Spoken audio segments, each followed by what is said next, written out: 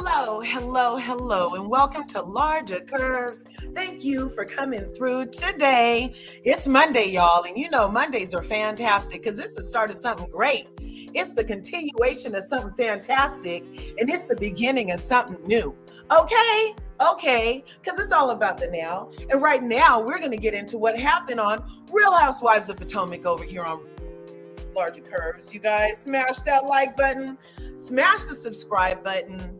You know what I say. If you haven't already, ring the bell so you can get notified next time I upload a video, and so you can become part of this beautiful curvy community that we're growing over here in the YouTube streets. I'm feeling mighty fine today. You know why I'm feeling mighty fine? Because I woketh up. Yes, I woketh up and I choseth the right side of the bed. It's a choice in my mind. Happy's a choice. Imagine that. Okay? Oh, 420 was this weekend. Shout out to 420. Did you guys know, real quick, that 420 was started by 5 dudes in San Rafael, California in 1971. And they were going to this school and they decided they wanted to go smoke after school every day. They wanted to partake of the 420. And what had happened was they decided that they were going to go meet at this like saint statue somewhere in San Rafael that was very close to the high school that they were attending. And they were going to meet there at 420 after the day ended at this statue. So then it became like this thing and everybody started doing it. And then it kind of subsided some and it was done like just on the day 420. And then it had like a resurgence in 1981-ish, about 10 years later in Oakland. Some dudes were like, let's do it again. So yeah, 420. I had heard some other things about 420 that I had to do with some things in another country that had to do with one of the dates that's like to give fame to one of those lunatic people. Anyway, but I like the way the San Rafael dudes did it, came up with an entire culture of 420, okay? And it's still today. So that was 1971 all the way to 2024, you guys. Right on. So anyway, that's a little tidbit. I'm kind of like that dude in what was that show? Are you guys old enough to know what Cheers is? Did I just date myself? How about this? Do you know what Benji is?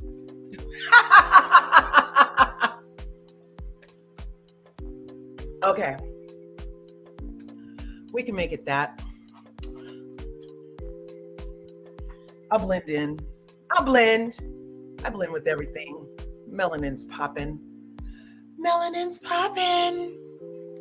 Got to take that one off. And then we got to put that one there. Cancel.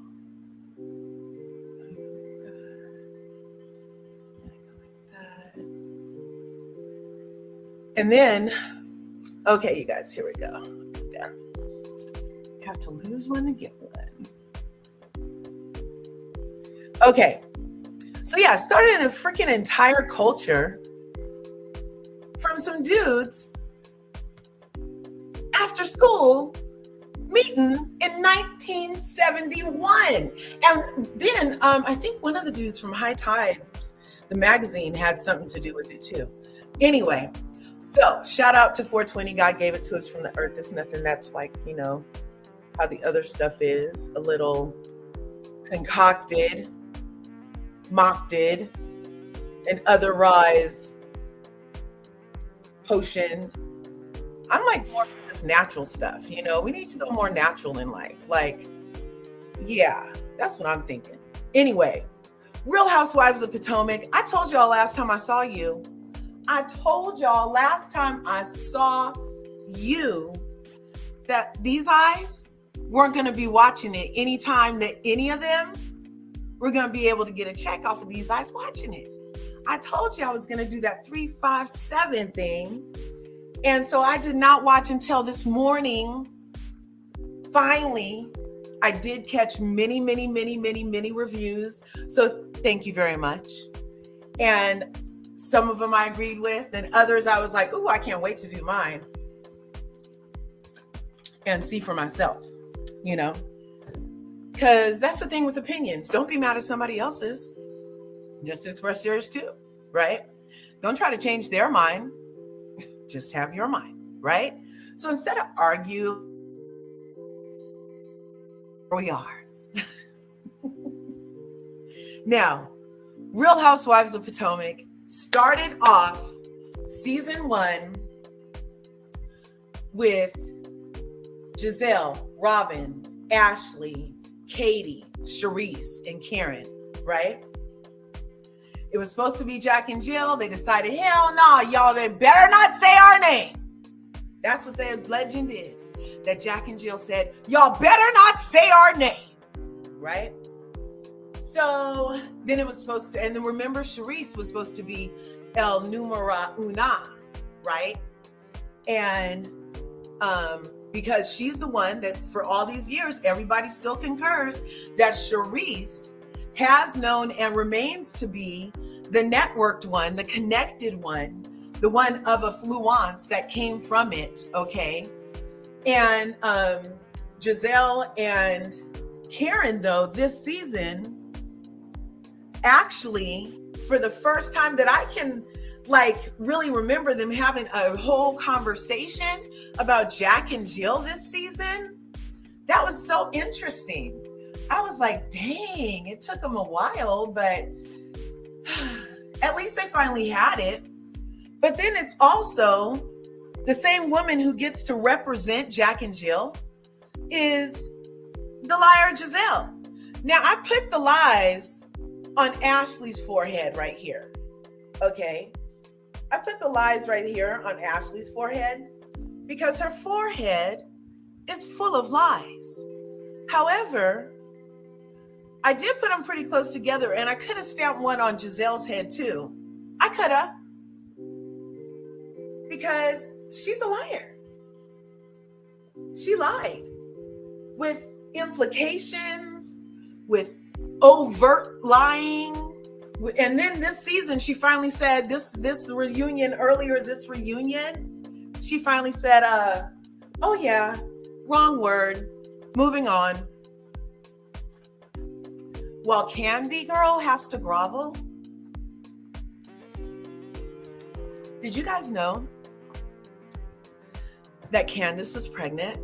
So I put her on the winner side. Just because she's winning in all things, because Jesus is in here, okay? I put Karen in the middle because she's the fence. But I decided that all these people over here are kind of on the loser side to me because really? Really? You put all of it on them when all of this was going on, but these girls have to answer for everything and are the blame for everything and get questioned about bullshit constantly? Really? As a viewer, my friend told me, Larja, why do you even review this? Why do you watch Bravo? Why do you even do it to yourself, girl? I'm like, because maybe it'll get better, because it started so good, and she's like, you just vex yourself every time. And I was like, I know, but I'm addicted to Bravo. I don't really like scripted shows. Not a lot of them. I used to like CSI a lot. Watched all the CSIs. I loved the music they had. It was good acting. It was quick. It was good. And then I got babies and I was like, I don't want to see any more murder, death, kill right now. The world's already scary, right? So I kind of changed my genre, went all sci-fi, Anyway, that was a digression. Gizzelle is a liar. That was my point. She gets to lie and lie and not make friends after she lies. And then they allow Gizzelle and Juan, this is Robin, you guys. This is Robin right here. They allow Robin and Gizzelle to run mind games and basically rewrite history and feign, oh my God, we're so hurt. Like last time we saw each other, we were laughing about how like old girl practically sharted, trying to make a tear pop out about colorism. It's so hard for me to talk about.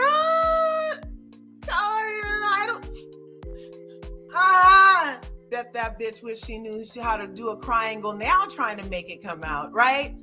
We didn't see nothing. We didn't see a tear, Robin. But your friend was quick to try to pretend that Candace's tears are fake. Candace is all tears and emotion. We figured it out after all this time. At least it's consistently all tears. It's not like,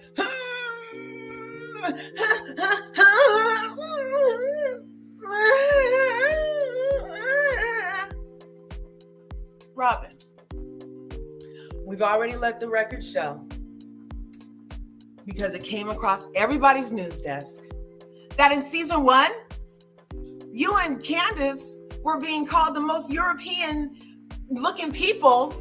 Sounds exactly like white looking, European looking, white looking. When Ashley said it, it wasn't a problem. Ashley ended up, you're good, Sally. There was no alleged death threats or nothing like that. Nothing. I'm live. There was nothing like that, okay? But now, I said I'm live. Okay. Yeah, we'll do it. Come on, dude. It's not going to happen right this second. Wait a second. But, oh, he let Milo in. Great.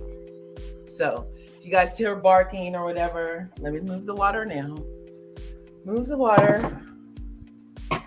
Okay. So, look it. What I'm saying is, where was I? Dang, they distracted me. Damn, my train was going good. Okay, look. So I was talking about Gizzelle being a liar and her and Robin getting and pretend like they're all hurt by being called white adjacent and being called white looking and all of this stuff. When season 1, reunion 1, numero uno,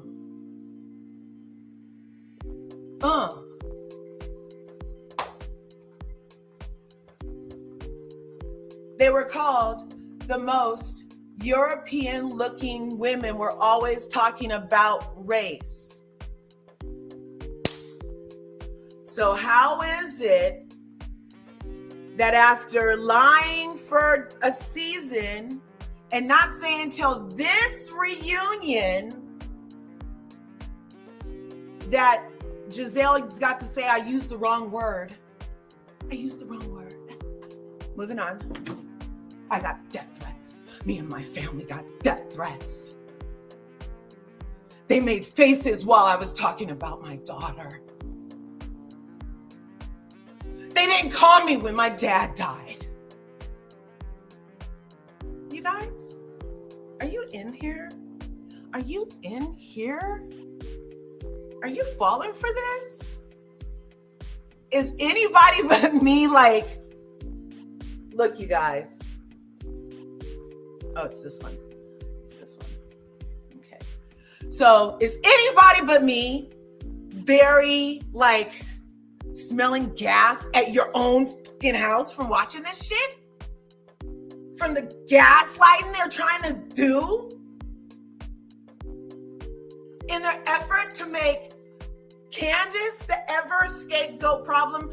We are doing a series on how is it that You get to look around for the closest Black person, and if you're with Black people, then the blackest person, and that's who's about to get blamed.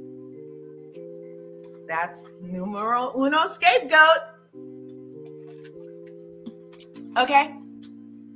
And people are like, oh my God, the colorism again, larger curves? Don't you get tired, bitch? Yeah, of having to watch it for fucking entertainment. That's what I'm tired of. How about that?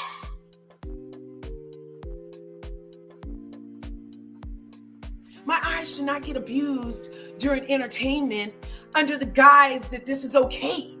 It's not, because my viewers' eyes remember, and we played it back,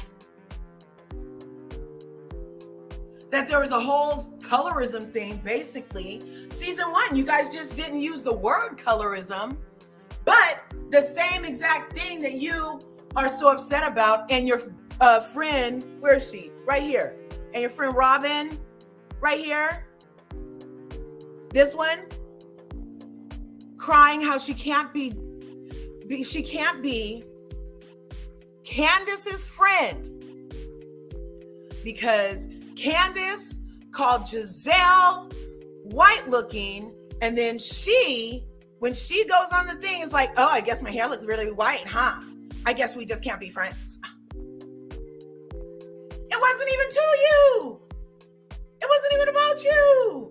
Yet you inserted yourself, made it about you, and then look for the closest Black person, and in this case, an ultra-melanated Black person. We'll just go with ultra-melanated. Yeah, an ultra-melanated sister. Yeah, and blame Candace because you decided you wanted to throw yourself into some shit she said to old girl that was said by the forehead full of lies in season 1, reunion 1, huh? But as a viewer, I'm just supposed to gobble this up or something? No. I've been watching my caloric intake, y'all. I've been looking at my macros, and this shit ain't it. This is not okay.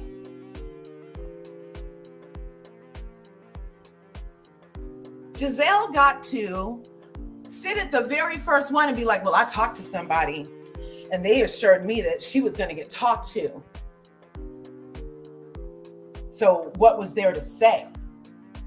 So it was almost sounding like she had been rest assured that Candace would be handled. And we just, in our last time we saw each other about that wasn't this, remember I decided to read that 28-page complaint lawsuit against Bravo and NBC and Evolution and Doze 1 through 50 from that Black girl, Faith.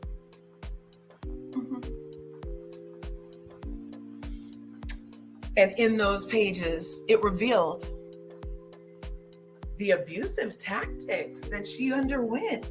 I mean, so abusive that she's suing them and she's demanding like a freaking jury trial, you guys. So in knowing that suit, and knowing what Nene went through, and knowing the other various suits throughout Bravo's sphere right now for mistreatment, for putting me in harm's way, for not protecting me, for not giving a fuck about my mental capacity, for all of this stuff for them as Bravo celebrities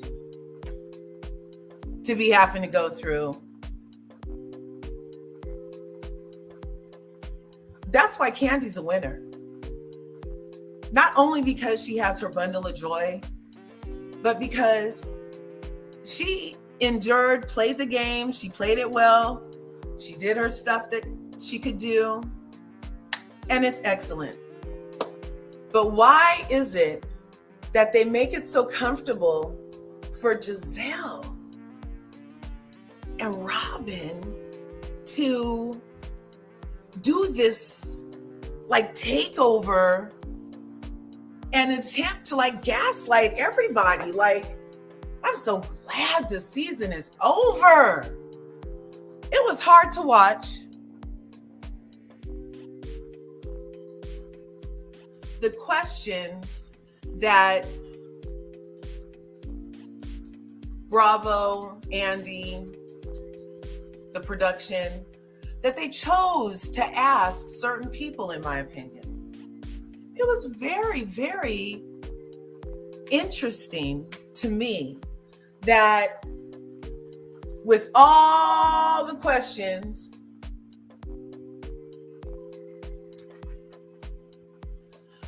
you could have asked Gizzelle, let's say. I don't know what's left on the cutting room floor. We haven't heard anything from these ladies about stuff being edited out, really, of these reunions, like we did for Married to Medicine. Remember, like we heard Jackie had really apologized.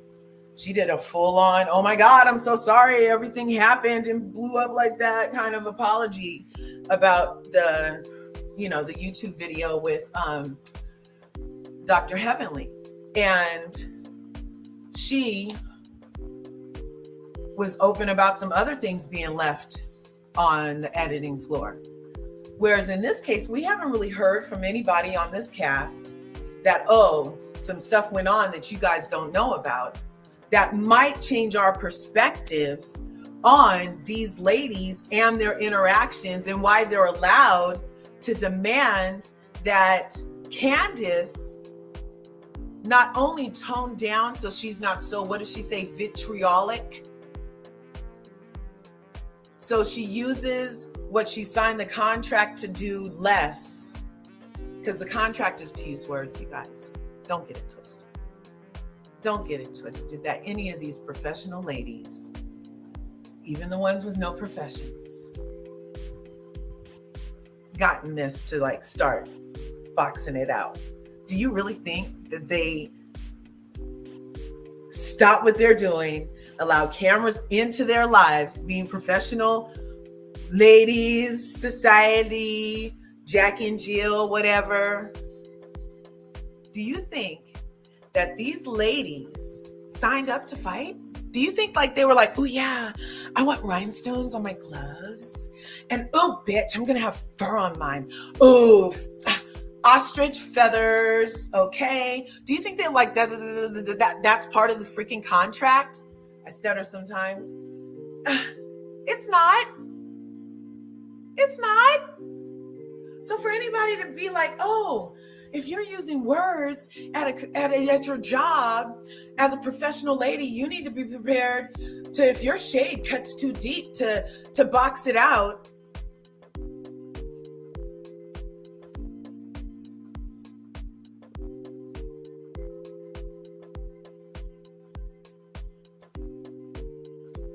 Really?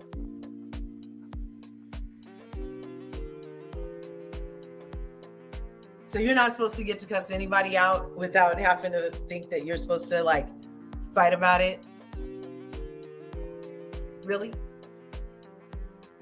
So by proxy, is that same mind if a parent teaching your kids to just go around boxing people who say things to them that irritate them while being a minor under your care? And like you could like totally be held responsible for the stuff that they do. You see, they're taking all these parents to court right now because the kids had a fight, did the this, did the that. So like, I just wonder really and truly honestly about the mind that would say Candace deserves, or that Candace having things thrown at her or hit upon or talked to like aggressively, like to the point of contact, is warranted. So if that's okay, and it's okay for people like Monique, who is the mother of kids, so are we to expect like her kids are just going to be popping off and boxing other kids at the school? Because I mean, look, I mean, her mom did it and still to this day does not see anything wrong with the actions. of mollywopping someone who she called her sister, who literally had zero to do with the stuff at the end of the day. But who did have to do with it? Gizzelle. She had everything to do with it. But her and Robin and the forehead full of lies all get to stay. Okay? They set stuff up, they orchestrated, they get to stay, and then just go on to the next one to attack. We've already established the pattern. We already saw. It was really hard to watch this final reunion because the one thing that did come out after the reunion aired and during my blackout, because I told y'all I did not watch in real time because I was doing a personal little boycott blackout because of the treatment I had already seen that Candace had gone through, along with her freaking being pregnant, right? I was like, oh no, they are not going to get a freaking, Gizelle's not getting a dime off me. Candace going to be all right. But Gizelle's not getting a dime off me. Wendy going to be great because Happy Eddie in 6 months in is $2 million. Okay. So my girls who are the winners are winning for a reason, because with or without the show, they're winning for a reason. Right. And then we have thirst buckets, desperate, no storyline, fakeness, fake. Lies. Everybody over here is a freaking liar. But Andy's over here just because he's a freaking loser for asking questions in the way that he did to Wendy. Like, why were you asking her so many just questions towards her they were very I mean, I know I'm biased and everything, but look, you're the host of the show. You're not supposed to be doing that, are you? I mean, and if you are doing that, then why are you doing that? Why are you biased against Wendy, that you would be asking her these questions in this manner? Those were some hostile questions. Why, by the way, are they trying to degrade, humiliate, embarrass, I don't know, pick some motherfucking adjectives about Wendy and her entrepreneurial mind and her go-getter hustle, because she has 4 PhDs or however many the thingies are, that she's supposed to freaking not do anything. What is she supposed to sit and knit and read fucking books and teach all day and get a cardigan and a leather bag and just what? Look for Hogwarts? What is she supposed to do? That for all of these seasons, every time you see Wendy, you're asking this educated, ultra-melanated Black woman about her business endeavors as if they're a joke. Why haven't you ever asked every hue about that never coming to fruition? Why? Why haven't you asked never every hue about why isn't she doing more with this platform? About why she hasn't chosen to be an entrepreneur and try to set something up and give us as viewers something to indulge in, that she's evolving fucking-ly. Why? Why is that allowed? So he asked Wendy all these fucked up questions, in my opinion. The way he asked, it was fucked up. He didn't have to ask like that. Not without asking Rob in. Not without asking Robin, where the fuck is Embellish? Karen, where are the wigs at? And didn't Ashley have some yoga something happening before? Where's all that?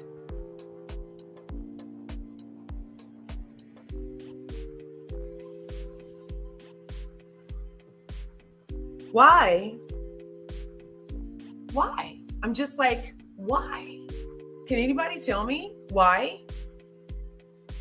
That's the line of questioning. That's the way they do it. I can tell you what I think, but you guys will just be larger. Here you go again.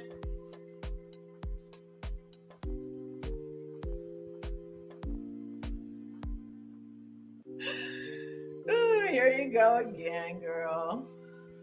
Here you go. Because I could tell you that it's part of the programming that they're doing overall. I could tell you that by him asking her those kind of fucking questions in the way that he did, without asking these other people who failed and who are continuing to fail, whereas even her stuff is still going though, you guys. Wendy's stuff is still going, and he's asking like, what happened to the candles? She's like, we fill in orders every day, motherfucker. What now? When was the last time Andy questioned any housewife about their religion?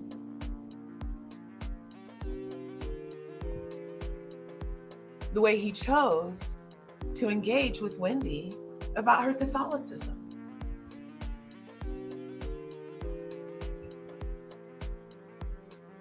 It's not part of the programming to ask other people's stuff. It's part of the programming to ask certain people's stuff. You know, I grew up in the 80s. Sure did. And there was a time where if you were black and like you were driving around in a Jaguar, like you could get pulled over by the police and they could ask you like, where'd you get the money to buy this car? Like, how'd you pay for this car? To the point where black men I knew they weren't even men. They were like, you know, however old we were at the time. And they would always have like their pay stubs with them and shit like that. Because title and registration and shit wasn't enough for you to get left the fuck alone. No, they want to know. They want to be in your pockets. But they only want to be in certain people's pockets. Isn't that interesting? TikTok. Yeah. They could say it's about what it's about, but TikTok, it's about your pockets. It's about the pockets. Because these pockets need to be checked. I mean, how much money are they making over there? But why aren't we asking Robin about her stuff? Why? Why would you question her like that? I did not like to, I wished I could have fast forwarded because it was hard to watch. And then I was like, oh, he's not going to do it. And he's not going to ask her nothing fucking else. And then he asked her some more stupid shit. Did he ever ask Lisa Barlow in Salt Lake how that selling tequila is working out with her being a Mormon?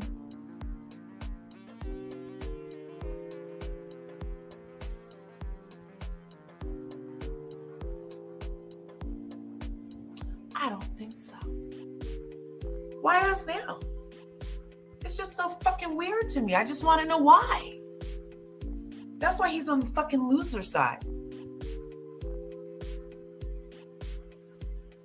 Some bullshit. And did you guys know that they told Candace to acquiesce and not have so much vitriol, and basically told her, you here to make up or else, is basically what I got from what she said, from that freaking interview. And she said with a smile, yeah, they asked her to not have so much vitriol. And everybody was saying that first reunion how Gizzelle she ate. Crocodile ate. She was eating the other side of the couch. Well, now it seems we know why, huh? It was like all a setup to have Candace freaking go out like a simp so that this one could have another glorious moment, right? And have herself protected, right? Because we also heard during this week that Monique said that production has been protecting Giz since the binder days. Like, because Giz had a meltdown at the binder, so they say. Hey, did you guys know everything I'm saying is allegedly and for entertainment purposes? Here to have fun. Okay. Yeah. So it's just part of the programming that I'm noticing. Why? I'm all over the place. But why, when the fight thing happened, was it oh so important to get these two ladies who weren't involved or there for the things? Why was it important to get their freaking thingamabob, their reactions? Why was that? Why was that? And I do think that Kay was being like just checked on by Gizzelle because she didn't check after your ass got whipped because your partner had set things up at your freaking thing that was going to be recorded and it's on TMZ. But she didn't blame her big foreheaded lying friend, but she blamed eyebrows and all the victims. Why did they let that happen? Why did they let that happen, you guys?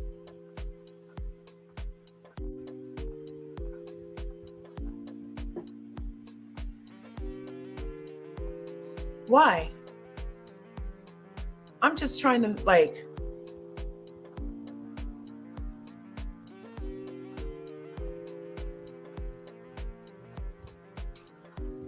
I can't even figure it freaking out. Why? Can you guys, I'm coming over to the comments. I'm coming over to the comments right now because I can't figure it out. Thanks for being here on LRGA Curves today. I'm going to drop this link. We're going to have a chance to talk about it. Anybody want to say any final thoughts about this fiasco? I would love to know if anybody could tell me why. Is there anything else I want to mention about this? Last time we went so deep into that whole fight and about who the onus is on. We talked about, we did that play-by-play of the video of the fight.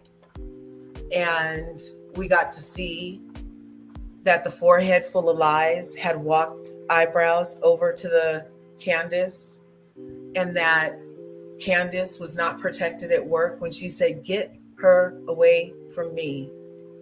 That's all we heard Candace say in the thing. We don't hear nothing about the vermin or anything at that moment. I don't know why. But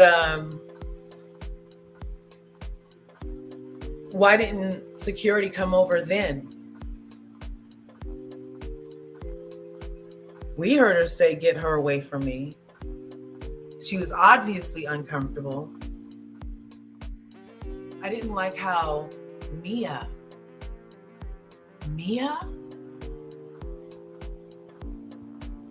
the stripper inheritance, Mia, who usually, if her mouth is moving, lies are coming out. Mia, just because she had first chair, she was feeling mighty full of herself. Oh, you can't do that. You could have de-escalated it. Look, Mia.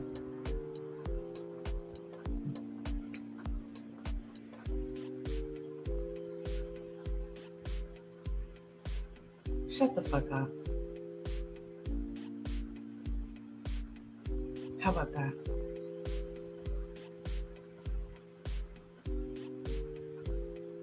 I don't want to talk to Mia until we get the DNA test. Because then I'll believe what the DNA test says. That's the only reason I want to talk to her. I don't want to even talk to Mia. Why is she in first chair? Why is everybody praising this freaking...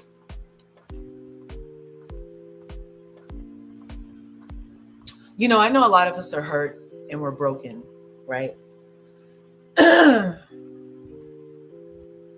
And the people on these reality shows allow us to see their hurt and brokenness, And for that, they're like totally, it's so commendable. It takes a lot of courage to like let cameras in and give a version of your truth of a reality for your life. Like, it's awesome. But I don't have daughters from my womb. Yet I'm a daughter from a womb. And by no means should Mia's treachery be rewarded. Like, I'm like, why is everybody like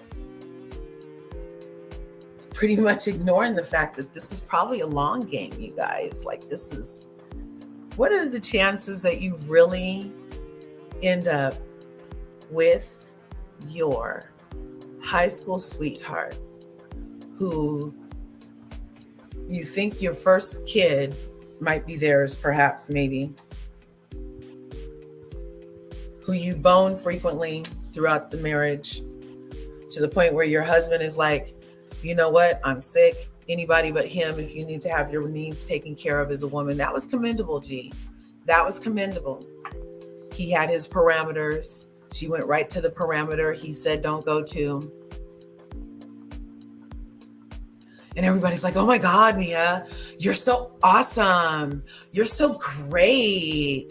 I bet part of the reason she's staying taking care of G is because he could change the beneficiaries on life insurance policies and whatnot. Allegedly. I don't know. Because he could. He could do that. He could even write her out of a will or something. Because you heard him say they really haven't lost anything. So I'm not sure how last season we had to go through those lies. Everything the lady has said since she's been on the show has either been a complete lie or lie adjacent. First, it was he had all the money, she got with him, and then she was the CEO or whatever, and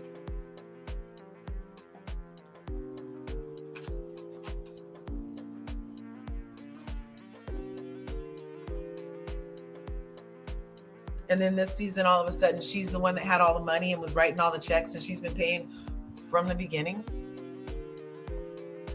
From the beginning. So what did he buy you the car with? Or was the car the last thing he bought you to make you think that he had money? Is that...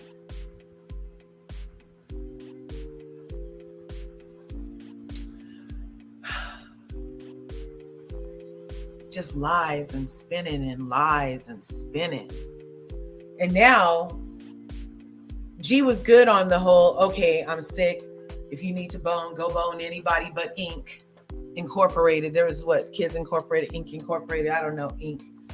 INC, like it's incorporated. So, okay, my alleging has been, I've said it a number of times, check the archives. No, I don't have archives yet. There's just like past lives that I've done where I've talked about this shit. Okay, so did you guys ever hear the urban legend? Now this is just alleged, okay? Because I'm out here in California. I used to live in Hollywood. All right. So anyway, don't ask me why I say it like that. I might tell you one day. So there's like this whole urban legend about, okay, no, I can't tell you. Never mind. I can't tell you. I'm not going to tell you, okay? But things happen, okay? And all of this stuff is gaslighting me to the point where I think that they need to like do a wrap up. Because if they allowed Giz to stay, then my eyeballs will not be watching or participating in any way. I don't want to watch her do any redemption. I don't need to see an arc. I don't care about Gizzelle trying to make a comeback or make me think something different, because it's so crazy, because people are like, oh my God, Gizzelle in real life is so nice. She's so nice. This is so not even like her, you know? And then did you guys hear that? So allegedly she had like a nervous breakdown. They're trying to like spin things in the back of the thing, talking about she had a nervous breakdown because she doesn't really want to be this mean, and she's having to be this mean, and they've never seen her like this before. And yeah, so some people are putting that story out there for her. But Gizzelle needs to go. I'm glad NECA, if the rumor is true, they haven't confirmed that NECA's gone yet. But if NECA's gone, I'm fine with that. Because as a Nigerian, she's well aware that calling Wendy's mother a witch is some fucked up shit. And she knows the repercussions and the consequences to this day in Nigeria is that they'll come like do some to your house or whatever, or even to you if they think that you are one. So for old girl to get on the national televisions and first sit down and have a conversation about Osu, because the forehead full of lies got it from someplace. So she decided to talk to her about it. You know, you're not seeing like all these little setups and stuff that were happening. Why is everybody mad at Wendy? Why is everybody like, oh, Wendy just won't let it go? Wendy, she apologized like 5 times. That bitch didn't apologize. I watched the same sit down. The reason Wendy got up in her little pale pink hot pants outfit and walked out of there was because she didn't apologize for calling her mom a witch. And she said, well, we're going to have to agree to disagree because you're not taking shit back. She said, are you going to take back that my mother's a witch? Yes or no? And she's like, well, she has a shrine. Her fingers are very long. She's like, well, she has a shrine, and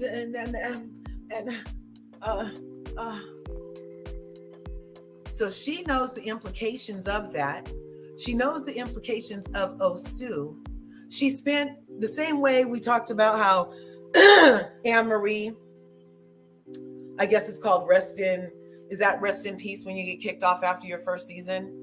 We can call it rest in peace. Anne-Marie, rest in peace, from Beverly Hills, was over there talking to Sutton about her esophagus for 3, 1, 2, 3, 1, 2, 3 cocktail dresses, y'all. 3. You can't edit that shit like that. That's not like a Tyler Perry series where the whole season is in one outfit. No. 3 separate cocktail outfits were involved in Esophagus Gate before Anne-Marie chose to try to freaking do a version of Let It Go. That's why she's out of here. Nobody wants to see that shit. Stinking up Beverly Hills with dead horses dragging shit around. Like a dead horse. Nobody want to hear about Esophagus Gate. She told you to shut the fuck up. The first time you brought it up, she said, you're not my doctor.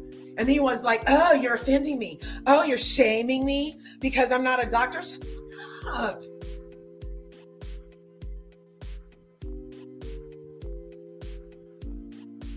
You guys. That's why I'm glad NECA's out of here. How many outfits were involved with her talking about some bullshit about Wendy, to Wendy, or behind Wendy's back? How many outfits? I'll wait.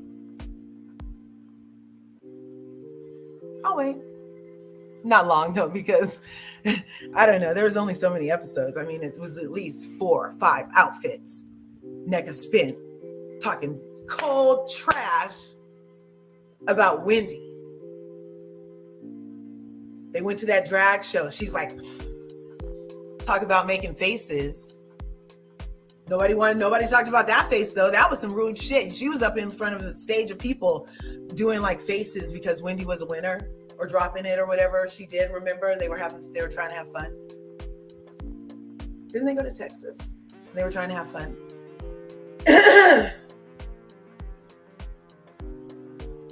And then what else did she do? She met with Robin. So she had Wendy's number. She has Wendy's number because if the levee that they speak of is her brother's cousin, then they have the number. And all the people that are like, oh my God, I thought Wendy was on the up and up, but she lied. Wendy still is not a fucking liar. They were like, oh, she lied about not knowing Levy. And then the 8th housewife showed us Levy at her wedding and her talking about, oh, thanks, Levy, you're like my sister. Yeah, that day you were. And now when they ask you, you're like, oh, that's her friend. That's all she said. She didn't say, I don't know her. That was basically like one of those Mariah Carey's Who. That was all that was. That was complete shade. That's not a freaking lie.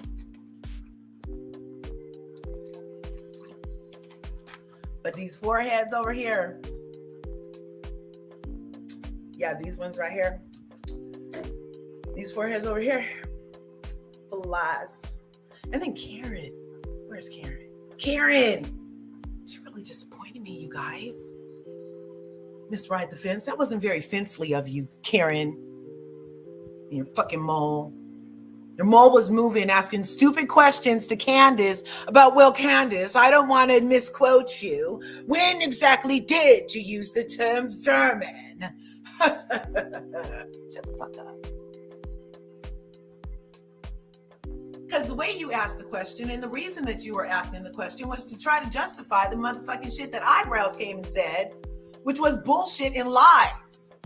Again, just like when the cameras finally came back up after the fight and we were able to catch Kiana's bloody forehead run to the bathroom and Karen run after her and the bottle of champagne get wrestled from Candace's hand by Charisse, who was there for the fucking champagne, believe it, okay? And the forehead who walked Eyebrows over there never once tried to stop Eyebrows from engaging her paid fucking co-worker at work. After she went over and said, are the cameras down? Are the cameras down?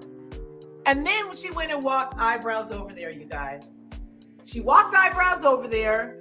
She walked her over there. It clearly shows eyebrows and forehead both in Candace's area.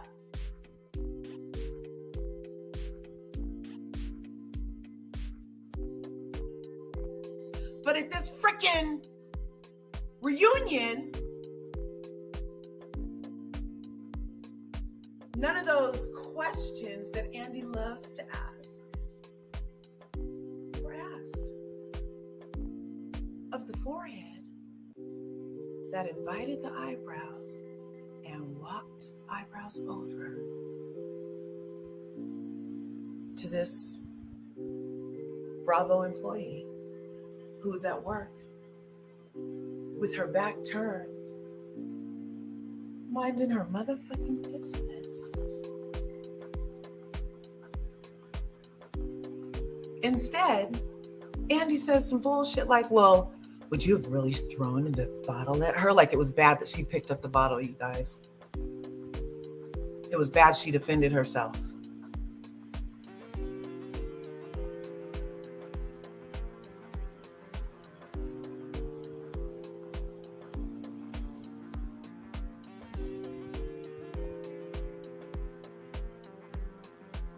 You guys, questions like that. So he doesn't want to ask Gizzelle about the colorist stuff. Because Gizzelle was shutting it down. She just threw her thing, oh, I got death threats. It's her fault. I don't have anything to say to her if she's not sorry about that. Why should I be fucking sorry about that? People, if they did give you a death threat, it was because they saw your fucking actions and they gave you a death threat. What does that fucking have to do with Candace? What is she, fucking Charlie Manson? She ordered them to do it after they hit some acid or something and drove them to the place? What the fuck? No. Since when is it not? When? I mean, I know there's like a whole, my thing won't stay down. I know there's like a whole freaking attack on women, the feminine energy, like, freaking Gaia, right? There's an attack, but she's like rising up, right? And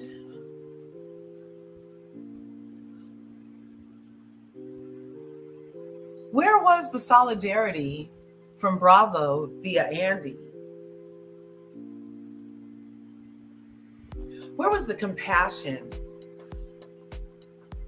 from Bravo via Andy?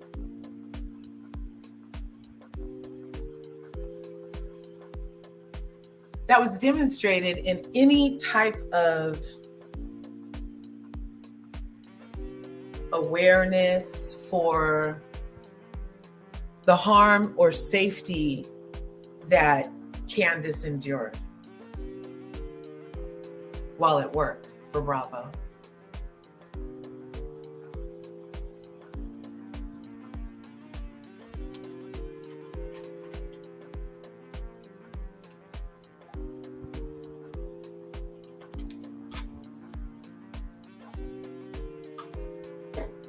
There wasn't any.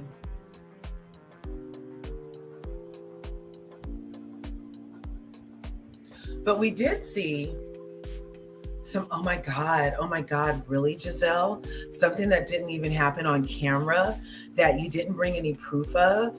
You said you got death threats. Oh my God, Gizzelle, that happened. Candace, you liked something that had to do with this, Candace? And it wasn't on film? And it wasn't at work? And you engaged in it, Candace? Gizzelle, oh my God. Tell us more. Then what happened, Gizzelle? You were scared? And it was Candace's fault? Because what did you say she did? She liked it? She reposted it? Did she typed it with her thumbs? She typed it with her thumbs?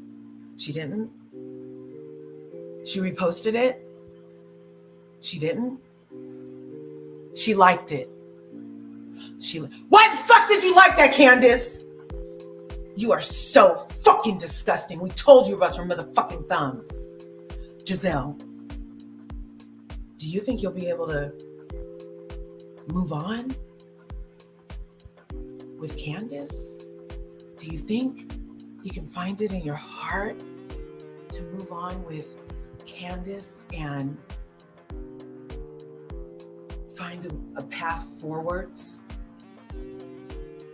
Do you, Gizzelle? I should have been doing it this way. Because Gizelle's right here. Okay, I should have been right here. Gizzelle, do you think you can find a way forward with Candace, since she was liking those videos because she's a fucking monster? Do you, Gizzelle?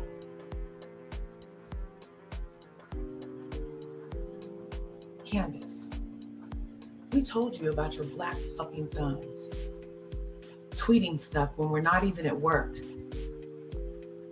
And how because of that, when you are at work, we want to know why you pick up fucking champagne bottles to defend yourself instead of stand there and take it, because we already told you about your thumbs using words and about your mouth using words. What do you have to say for yourself?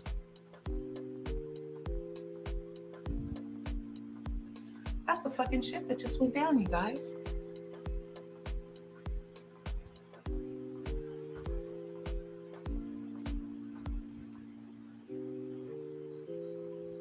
They had so much compassion, so much, oh my God, for Gizzelle, for something that happened off camera.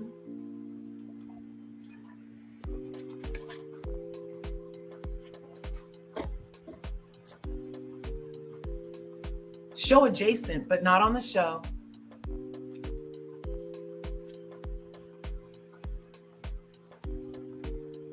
And she's like, oh, you little baby. Oh my God. You green-eyed girl. Oh my God. The little green-eyed baby. She got abused by the evil black girl. She's so mean. You're so fucking mean, Candace. Oh my God, you're so precious, Gizzelle. We just have to take such good care of you. Oh my God, it didn't even happen on fucking camera. Then we have Candace. Get mollywopped at work not once but twice. Almost. That's a form of assault. That drink fell on her. The drink hit Wendy. That's assault. That's assault.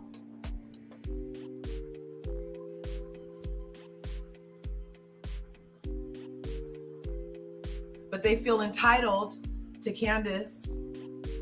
They feel entitled to Wendy. Robin has been known to get in a bitch's face once or 3 times. She'll show up at your job with her green-eyed monster friend. Her ass helmet, I call her. But now her ass helmet doesn't have a wearer because Rob is fired, you guys. What is Gizzelle going to do with her ass helmet now? Whose head is she going to sit on now? If they let Ashley's forehead full of lies, you best believe that she just found a helmet warmer. That's the only way that's going to work. That's why I won't be watching. My eyeballs will not engage with this malice. Malicious, intentional, freaking emotional distress upon my freaking melanated goddesses right here. My ultra melanated goddesses have had to endure a lot this season. Based off of when Candace said that she got pregnant, based off of when she said how pregnant she is, rather, she said that she was 13 weeks and 3 days on the day that she found out. That would put her conception right around my birthday, January 17th. This was filmed on January 28th.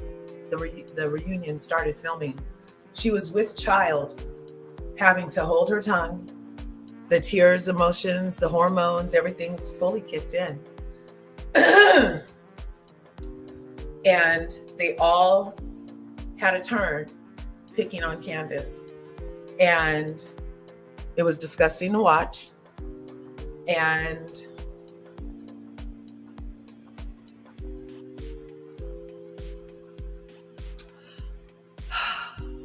Karen asking stupid questions, but you're not asking Gizzelle the questions.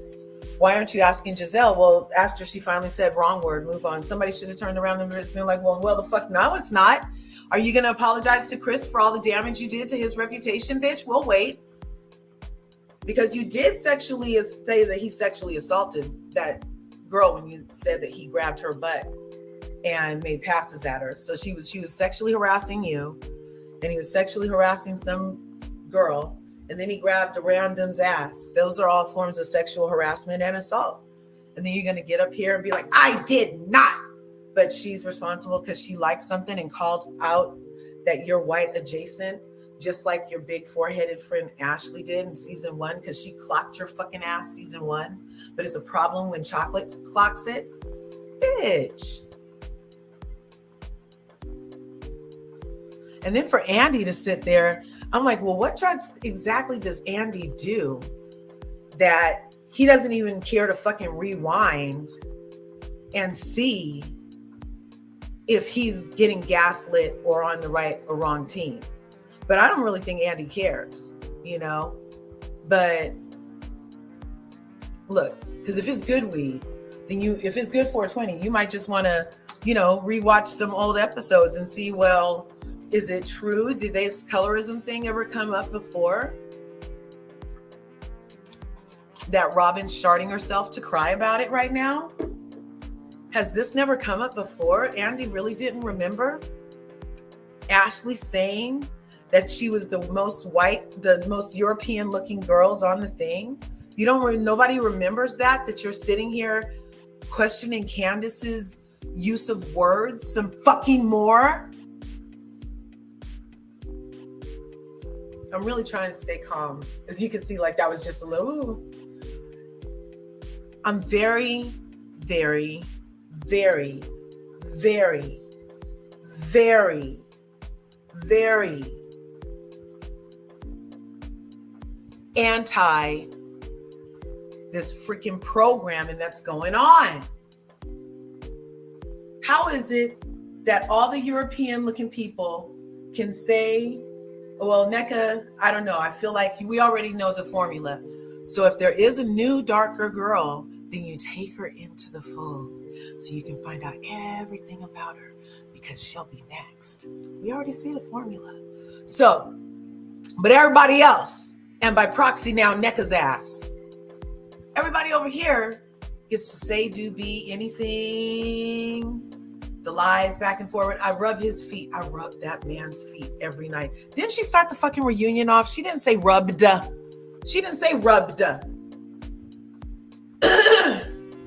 She never said rubbed. She said, I love him so much. Love him so much. She didn't say, I loved him so much. I love him so much. I rub his feet every night. She said it. And now at the end, she's like, rubbed. And everybody's just like, okay. Bitch, you were just trying to get the money for the house from suing Candace. He didn't want to come on camera because he was going to have to talk about some shit. Maybe somebody was going to ask him a question. I don't know if his dealings in Africa were going to finally come up. I'm not sure about it, allegedly. I'm not sure if he really did buy that town and then some something happened that somebody allegedly paid for. I don't know. You have to do your own research. Maybe you didn't want to talk about that.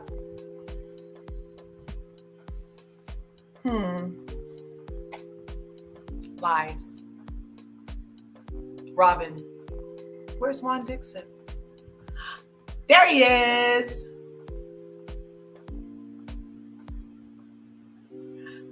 There he is. There's one. Look, there he is.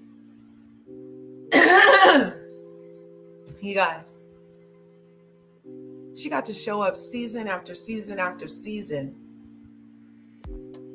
Okay. Now, she did start season 1, reunion 1, talking about how Juan is just a cheater because that's what basketball players do. And she accepted it for a really long time. And she did her stuff too and whatever. She started off telling us kind of a lot. We liked Robin. We loved Robin when she first came out. Of the Green Eye Bandits, Robin was always more relatable because remember when Gizelle's hot box first got on the screen, she was trying to act like she was still a first lady or something after she named Karen. There she is. After she named Karen the Grand Dame the first time when they were getting along that one day, remember? And she was like the first lady and she's like Grand Dame, remember? Why does she get to fucking lie? What storyline was what's the storyline that Gizelle's had? Give me a storyline that she had this year.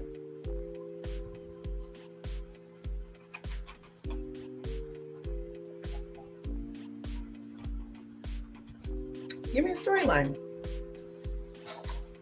What could we have been talking about for Robin that we didn't even touch on without her crying like a river about how mean they were being to her, you guys?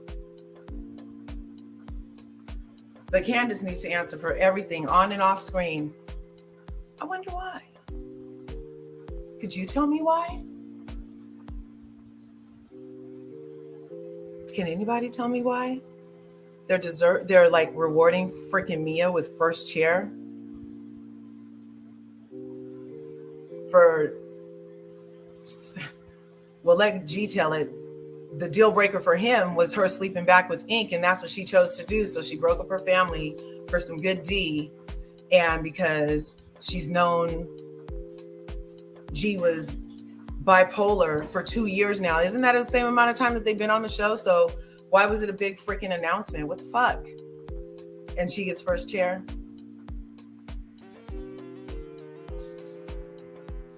I still think that if Mia was in charge of any money at any time during the relationship, that if a forensic expert might do some digging, if they do like a search for like large deposits made to like other bank accounts for maybe somebody else's name, maybe she was stacking a nest egg with Ink this whole time, and now it's just time for her to go where she can be ultra happy because Look, I mean, I know DJs make a lot of money and he'd be a great investor or whatever, but she's like, oh, he's rich. Oh, he's rich.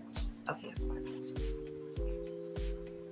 Meanwhile, her and G are renting, so that's weird. That's weird. I don't know. But I told you guys, I started off by telling y'all I used to watch CSI. So leave it to me to come up with some crazy freaking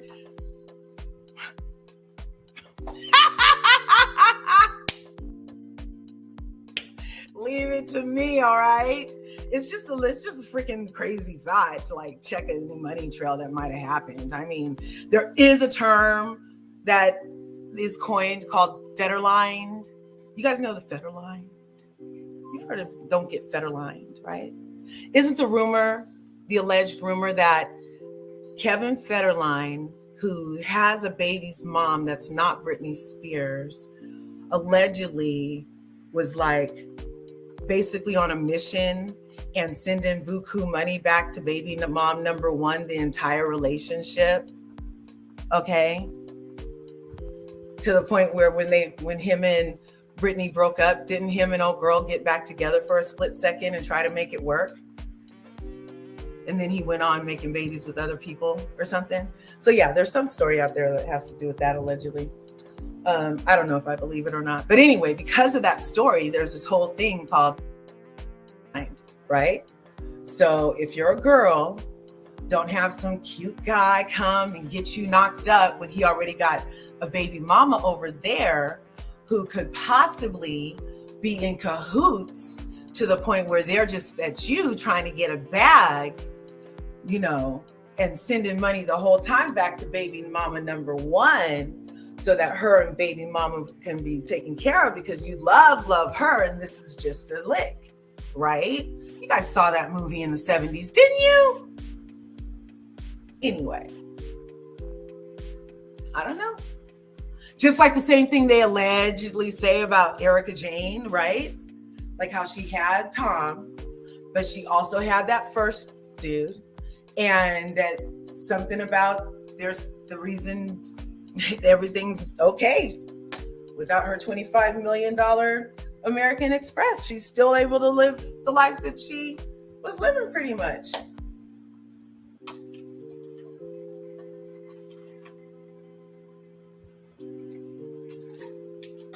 I don't know if the forensic accountants in that case are checking Erica's deposits or whatever, or if those recurring payments on like the American Express card were in fact to like shell companies for her to be able to have a little nest egg on the side when she finally broke free.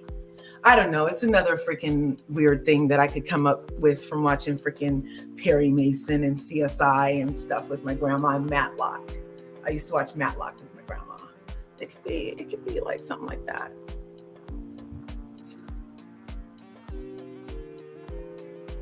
But why does Mia have first share? That's entertaining. She beat Wendy with a purse and water, has barely apologized for it, and they're always putting Wendy way over there. When Wendy is showing us her career, her family, her endeavors, you know what I'm saying?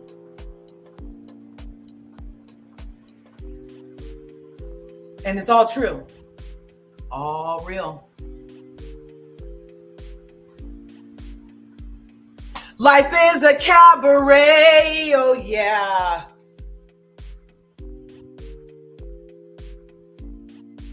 Why is the real not rewarded? It's ridiculed. It's questioned crazy. It's told to shut the fuck up and just sit there and take it while you're pregnant. And we don't know because maybe if we knew, we'd treat you different. But I'm so glad she let the whole world see how they would treat her. The only thing that would have saved Candace at that reunion was the revealing that she was pregnant beforehand. Then everybody probably would have done a willy-nilly on there. But all of the people over here, either asked or said some fucked up shit to Candace when they weren't. I didn't hear those extra awesome questions for Gizzelle. Nneka, what the fuck? You were standing right at the fight. Why are you also telling Candace she could have diffused it? If you knew she was coming there to fight, you could have diffused it. Bitch. And you knew fucking Osu wasn't something you were supposed to fucking even say, and you said it.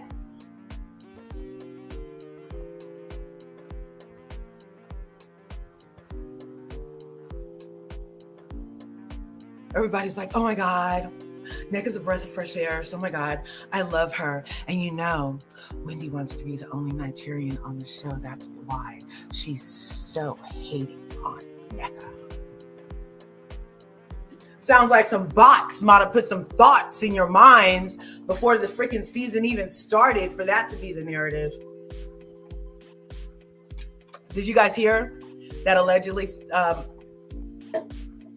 Even the Shade Room interview asked her about the bots because people alleged that she had hired some bots. And she's like, I didn't even know what that was until I got to this world.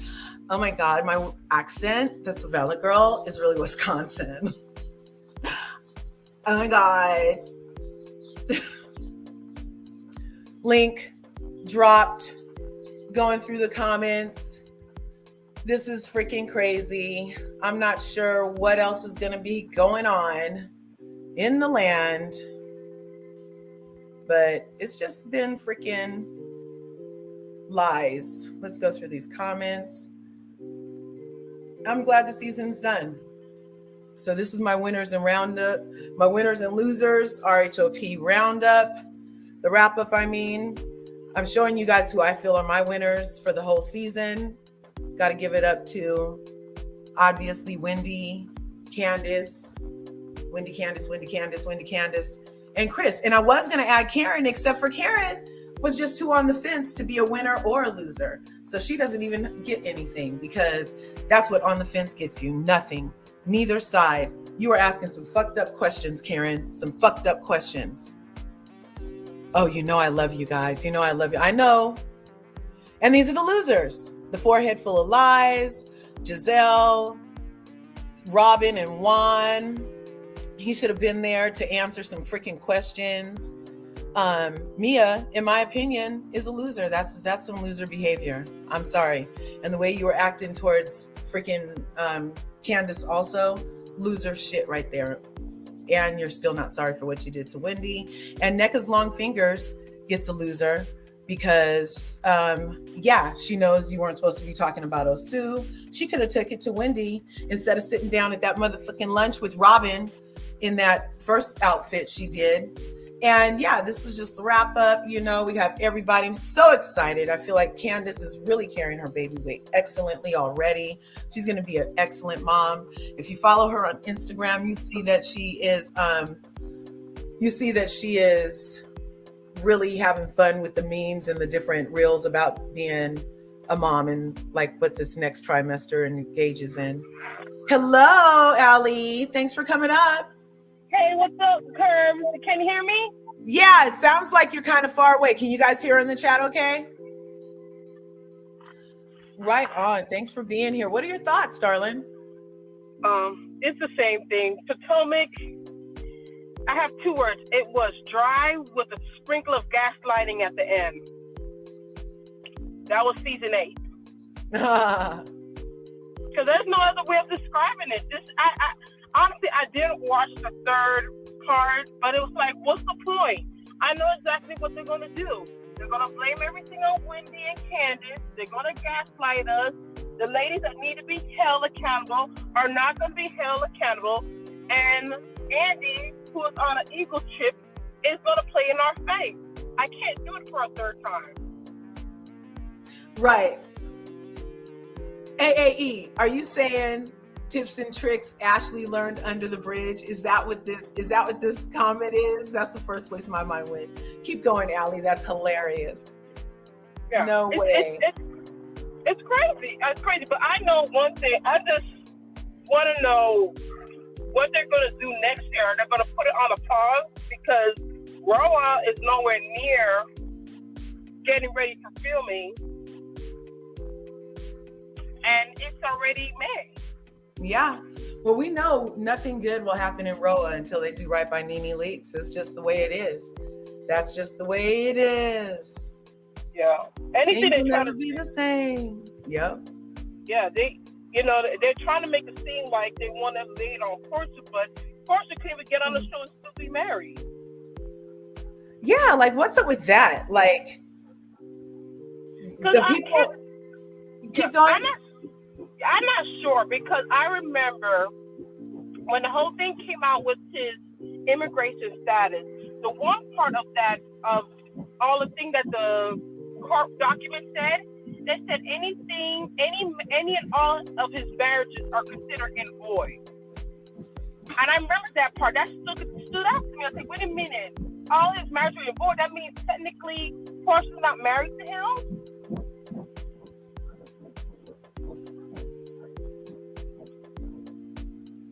I don't know. I haven't heard. You're saying Portia's not married to Simon? Yeah, if you go back, somebody was reading the court documents that he got from the U.S. federal government, right? Mm-hmm. And they said towards the end, because it was like a whole bunch of pages. Somebody was reading online. I forgot which blogger was reading it. But they say towards the end, any and all marriages that Simon had, is now considered in void. Because the name is wrong. So that means technically valid marriage is not considered valid. And that's how I took it as. Even Portia marriage is not considered valid. Because they said, no, we're not recognizing this anymore.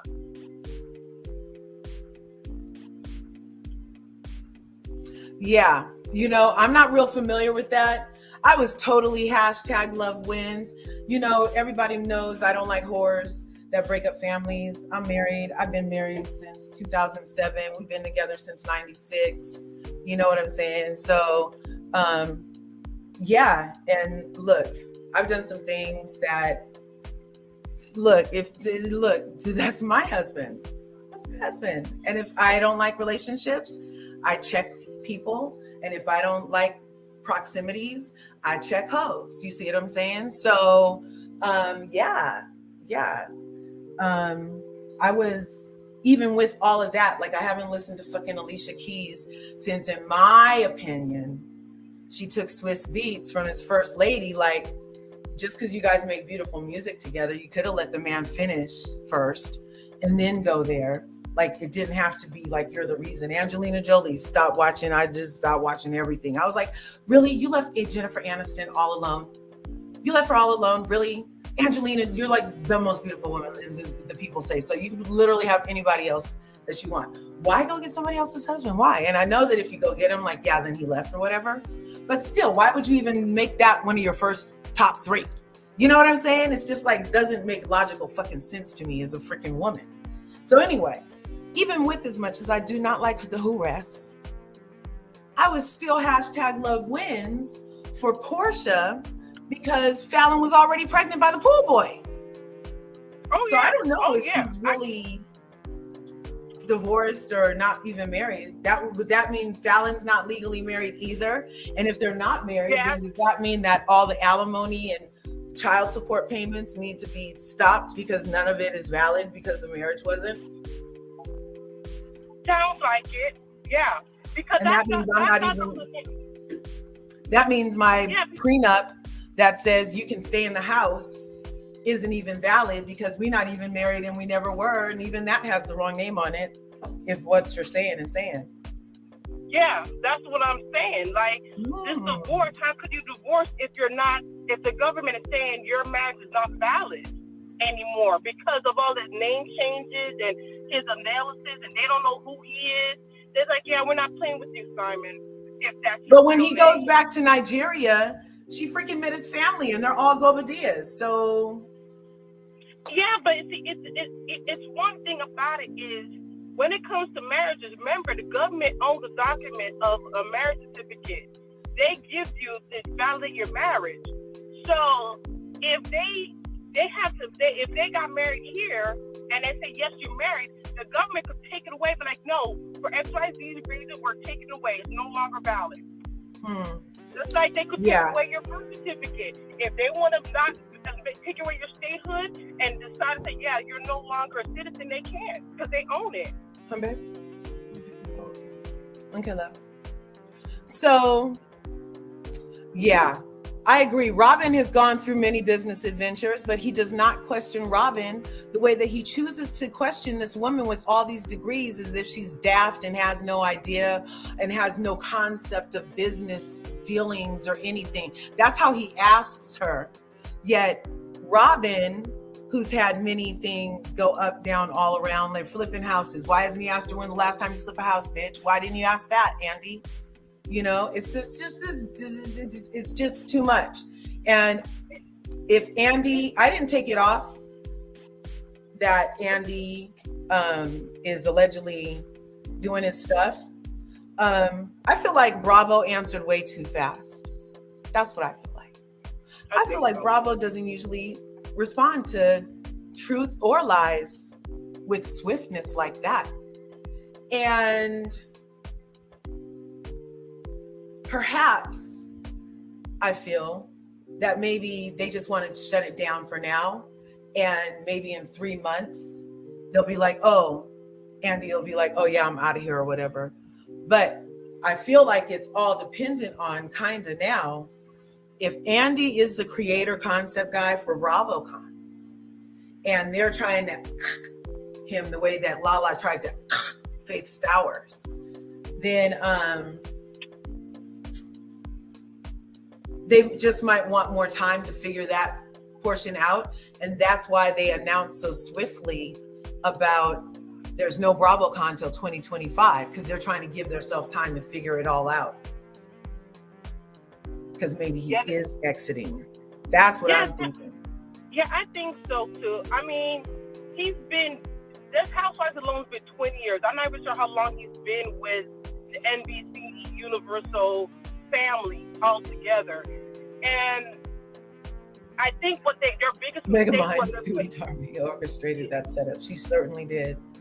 Yeah, but the biggest mistake that they did is put all their eggs in one basket, thinking that Andy Cohen and his cash cows of Housewives is going to be like the one-all end-all.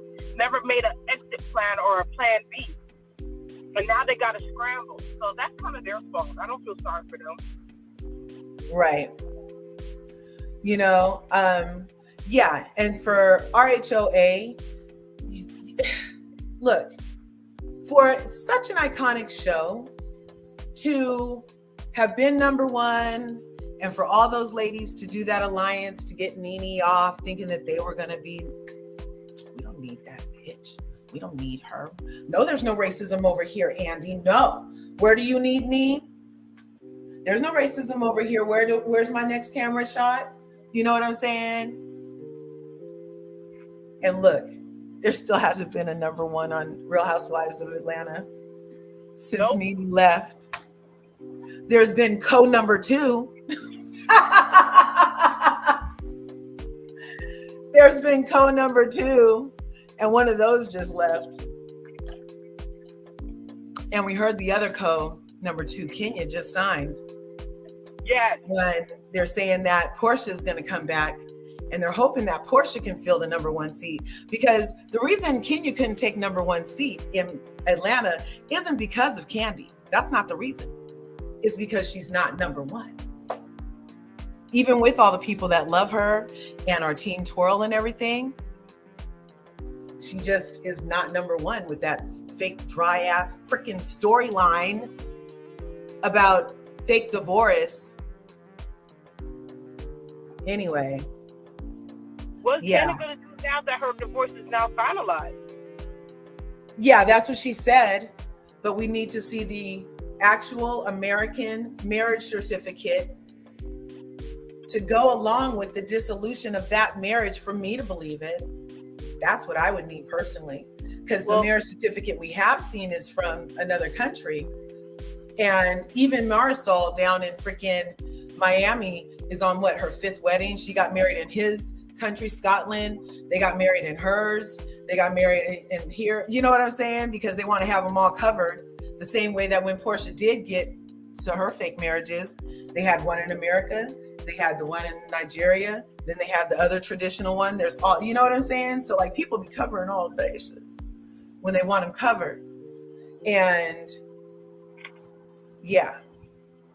Speaking of which, why did Kenya get fired when she got married off camera, but Robin didn't get fired when she got in her ceremony off camera? It's $1 million question. I wonder why. Is it the same reason that they asked Candace and Wendy crazy ass questions? Could that be the same reason why? I think you might be both. I think it might be. Mia be lying. If her mouth is moving, she's lying. If Karen's mole was moving, she's usually lying. But now with her trying to be the fence, now she just asks really stupid questions. Those were the questions for her to be so on the fence. Her questions are very divisive. They're very, I'm asking you from this side. You know? Can I ask a question? If I'm sitting here, I have a part of a friend group, right? And one of my friends was a cheater for years. And then the person who got cheated on is upset, and you find out through a group text all the disparity that person thinks. Why would I check up on the cheater to see if the cheater is okay? Who does that? Right. It does say, yeah, so you're talking about when they questioned Candace and Wendy about why didn't you text Mia, everybody but Candy and Wendy, because we don't like you. You're not very nice to us. Plus, your husband just told us that you broke up your family. Why would we be texting you? You sound like you got everything you wanted according to G. Yeah. And I don't owe it to you to check up on you.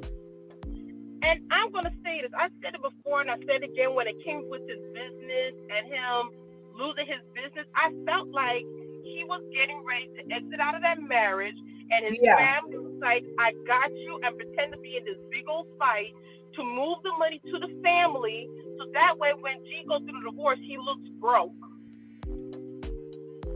Yeah, I agree, Be More Shorty. Reprise immediately. Nigeria takes witchcraft very seriously. That's what I'm saying. So no matter what people say about NECA, she was wrong on many counts in many different outfits. So that means that, how many episodes were there even? I don't even remember. Was it 12, 13, 18, 24? Anyway, she spent at least 6 episodes, at least 6, doing backwards shit, saying backwards shit about Wendy. So when people are like, oh, why isn't Wendy accepting her apologies? Wendy wants to be the only Nigerian on the show. When the fuck? Is that a Nigerian thing that you want to be the only Nigerian someplace? I'll wait. And remember who bring that up? It was Ashley who bring that up on the show and her confessional. What did she say? Ashley was the one that said when they were going back and forth in her confessionals, Ashley was the one that said, oh, Wendy's pressed because she wants to be the only Nigerian on the show. Just say it, Wendy, if you want to be the only one. Ashley was the one that said it. And she's the one that brought up the Osu because somebody told her about Osu. So does she also know that Wendy has this? You see what I'm saying? So, and then they allow this to be brought up. Oh, that's the other part that I didn't appreciate is for Andy to say, oh, well, I know how bad it is that this got brought up, but we got to talk about it. No, the fuck you don't have to fucking talk about it. We just said that it's a fucking offensive to my motherfucking culture. And it's horrible that it already got brought up. So why are you bringing it up again, Andy? Because you're culturally insensitive and you need to get checked some more. Can you imagine if somebody told, okay, what if somebody was pressing somebody, let's say just in the LGBTQ community, about something about that? Would that have been taken so lightly? I don't think so. I do not think so.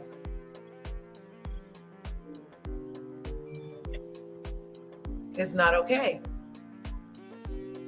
The Nigerian witchcraft thing is very serious because also for freaking NECA's fingers to get up there and be like, and then she was trying to ice me out. You talked about me for 6 different times that I got to watch back now, but in real time, I just knew you were moving funny.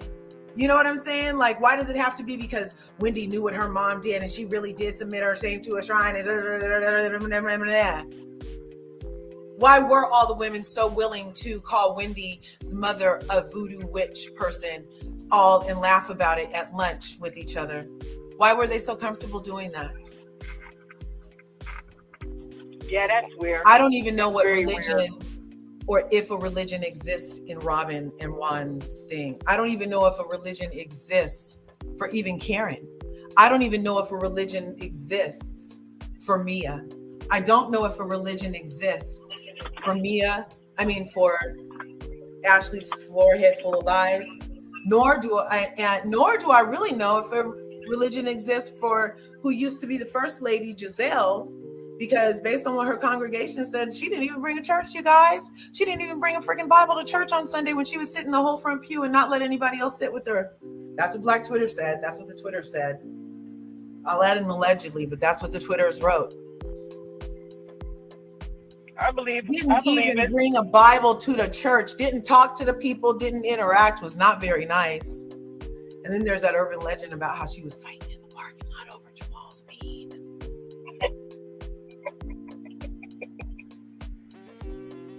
Scrapping in the parking lot over Jamal's bean. That's a legend. Allegedly.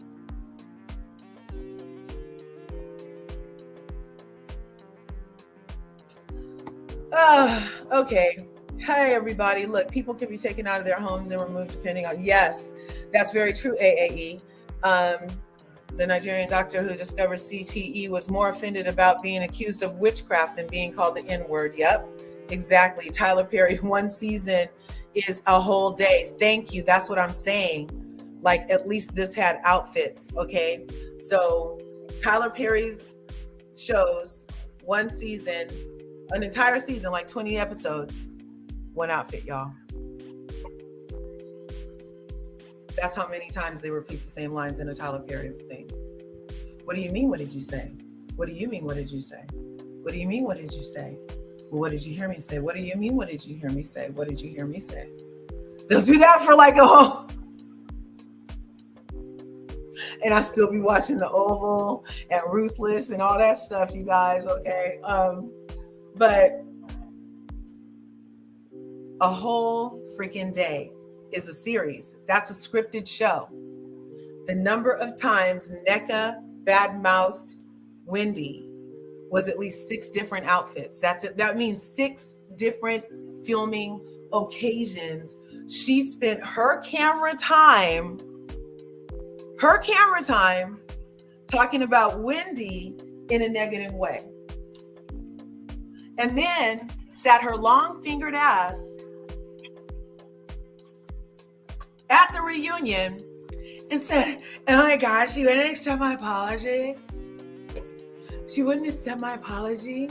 And then she was like, oh, I have to go like this. And then she was like just trying to ice me out and everything. These are long fingers.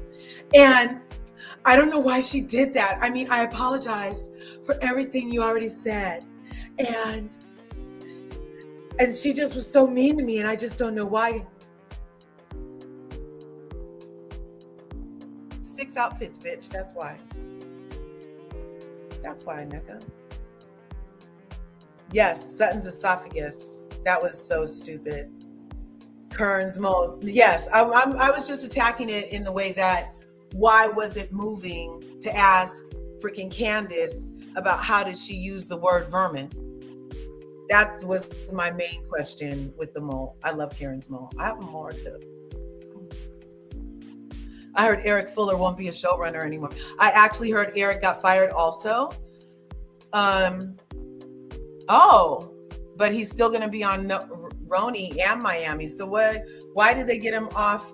Well, because it went to shit. It wasn't Eric in charge of RHOA and RHOP currently, yeah. And both of them have been like in the toilet. And not even a freaking toilet, you guys. Yeah, They've been in a porta potty.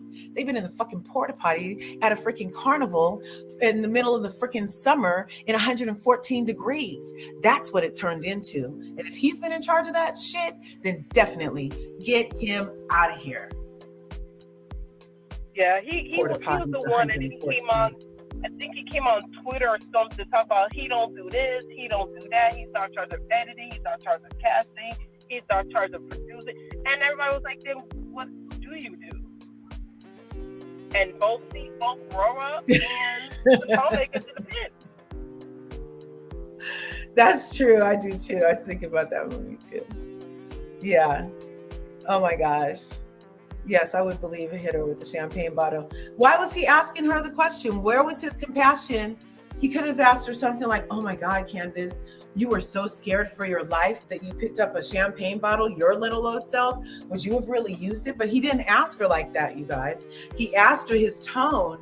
What I heard in how he was asking her was like, you're violent. You would have really used that. Like, that's how I heard it. I don't know. Maybe my ears are just freaking not willing to play with Andy. You know, I was kind of already off of him because, yeah, he just has been saying a lot of he gets really comfortable with certain people, but not in the way that he should. You know? Hi.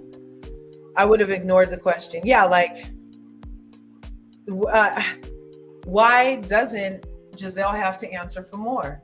Why didn't he press Gizzelle on, well, why would you have included Wendy, who's obviously a victim? Let's dig into that.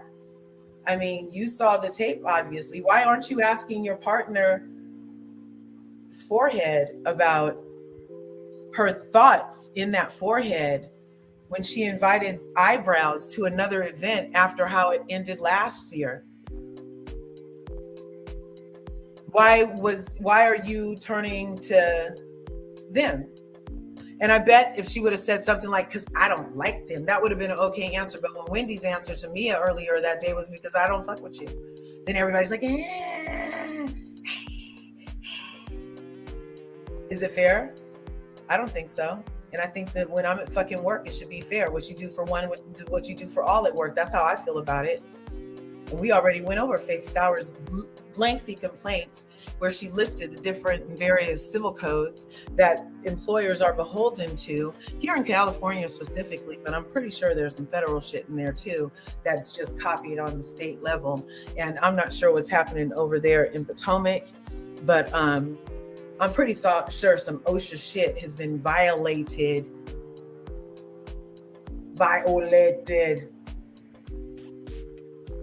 Pretty sure that when you tell somebody to shut the fuck up at the reunion where everybody's there to talk in whatever manner they talk in, whether it's lies on top of lies on top of lies. But when she says her truth, she better watch her motherfucking mouth. Lie. Lie, lie, lie, lie, lie. Lie, lie, lie, lie. Shut your fucking truth-telling mouth. How does that... Uh-oh, let me see. A PC. Okay, she'll be right back. Let's see. Okay, let's see. They literally tried to control a grown-ass. Yes, and they did get to control a grown-ass woman. And that's also, we pointed out in the Faith Stowers 28-page lawsuit against Bravo, NBC Universal, Evolution Media, and Dose 1 through 50, that they also told her to shut the fuck up after that white girl held a knife to her throat on film at work, you guys. And then when she said, I want to go to the police about it, they demoted her and stopped paying her. And then when she tried to speak out about it, the head of fucking NBC, that Langston guy, called her and threatened her. All to protect certain cast members on Vanderpump Rules who are still working today and just got new shows. Told her to shut the fuck up. To control a grown-ass woman. A vet of the United States. Service. Yes. Yes. Does sound crazier when she's...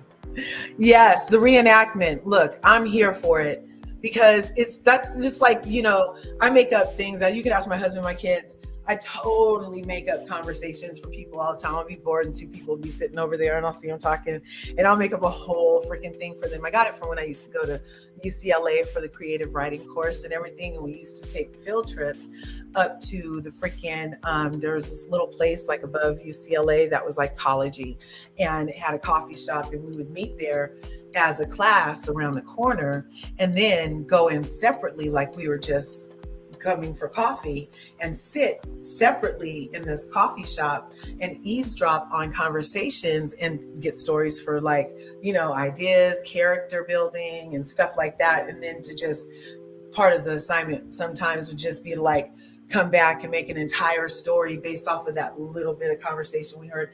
Anyway, it was a really fun project. I love writing. So yeah, so I love a good reenactment. Love it. Right on smack to you. The trash bag of clothing lined with alcohol. Those clothes were very like they weren't cute, you guys. Yes, for the melanated goddesses. Ashley just needs to take care of her kids in the show. The storyline for Ashley is no divorce, no GNA laser wear, no couth clothing. Yes, everything Ashley wears. You know how some people can wear something from Shein and you're sure it's designer? And then some people can wear something from Shein and you're like, that bitch has on DDs. You know what I mean? Like it even looks less than Shein, like rainbow or something like that, Nothing's wrong with the bargain. But yeah, freaking Ashley's style, like even her freaking reunion dress. I was thinking more of the store on like East 14th in Oakland, where the quinceañera dresses are for like $100, $200 tops is what she's given. But the dress could have been like thousands and thousands of dollars or custom made couture. But just I don't know. Am I being hard on the forehead? I'm sorry. She's a beautiful person. I love people. Ashley just needs to take care of the kids. Oh yeah, we already said that. The couth, bravo, is a pattern. Now they try to make certain Black women, that's the thing. They try to make certain Black women go on apology tours like they did with Quad. Yes. Not sure even if I've seen the other housewives, they do. Yes. So, Nene had to do an apology tour. Quads had to do an apology tour. On the shows, who else has had to do an apology tour? No, there are just certain people, huh? Monique had to do the apology tour. A lot of things in common with those three people right there. Interesting. They need to fire Ashley. Michael's officially out, so now she can leave. Michael was the only thing that made Ashley interesting. Yeah, if you call that interesting, I call it problematic, liability, and very hard to digest overall. Interesting is a good way to put it, though. I like using interesting instead of just a very negative word, too. Andy does not care. He doesn't care, you guys. He doesn't care. Doesn't affect him. This is all for their consumption and entertainment. Ashley and Candace were pageant gals. I don't know how they were representing DC in the best way as they've acted on RHOP. Yeah. NECA is everywhere interviewing. Girls, sit down somewhere. Yeah, right. Your 15 minutes is like officially like, I'm pretty sure it's over if you're not on the show anymore. Is that how 15 minutes works? No, because the coleslaw girl wasn't even on the show and her 15 minutes kind of grew to like, people are still talking about it. But yeah, I think her 15 minutes is almost done. We don't care. You weren't there long enough for people to like care. She blew her fucking wad like she's in a 1970s porn.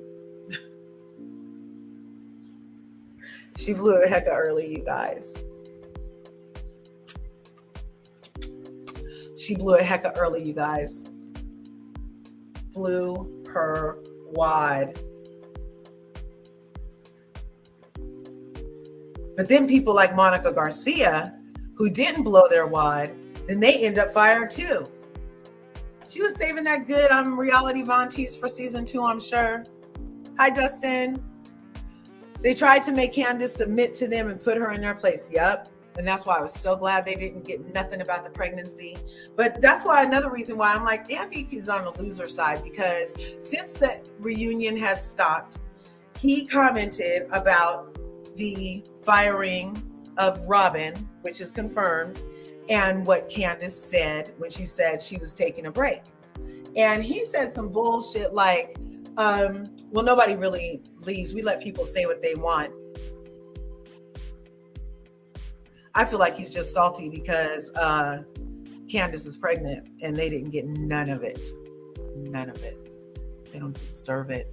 And they let her sit there and get abused like that. Now he even looks even more like an asshole. So glad he looks like the asshole we've already seen, because now he was attacking a pregnant woman that whole time. Seriously, he was sitting there literally verbally abusing with his questions and cast of blame upon her. All that negative energy towards her pregnancy in its first trimester is very troubling to know that he did that to her. That's make or break time. That's why you don't announce things until trimester 2 and 3, even sometimes, depending on if you're in the geriatric club or not. Dr. might say you might want to wait a minute.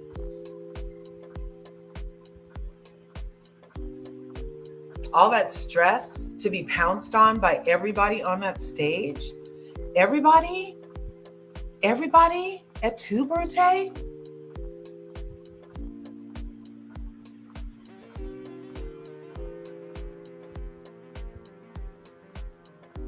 So Wendy and Candace and Andy were on the Kelly Clarkson show before the reunion. Oh, and then the other thing that Andy said was all he could say. So he said, yeah, he was glad the way that Robin said it. Robin just said, I'm fired, da da da, and that people can say what they want. And Candace said she took some time, but people don't usually just take time. And yeah,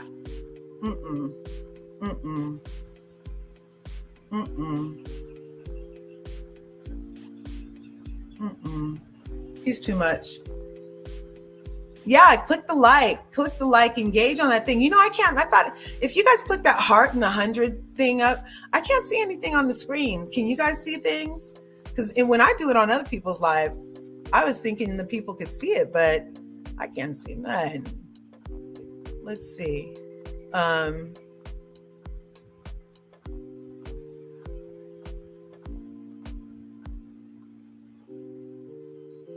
Yeah, they want to put her in her place, man. Let's go down here. Everybody, thanks for coming through. We're coming right up on 2 hours here. Yes, Perry Mason, Matlock, Murder, She Wrote, Kojak. That's right. That's right. Yes. I wonder if Erica Jane, she never really she still hasn't really answered. He don't question Erica Jane about stealing money from burn victims and orphans, about using the American Express credit card that has been proven to be paid for by the Girardi Keys money, which was all proven to be commingled inappropriately. He doesn't even question Erica Jane the way he questions Candace and freaking Wendy about stuff that doesn't happen on camera.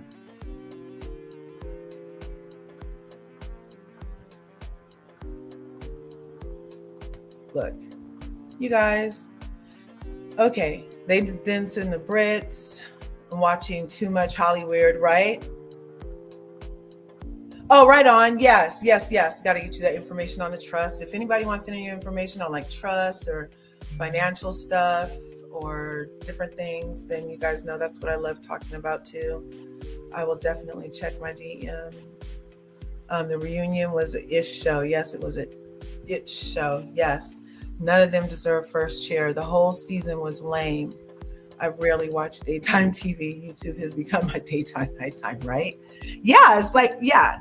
Curves, can you give NECA another chance now? She's a breeze of fresh air. All she did was expose Wendy.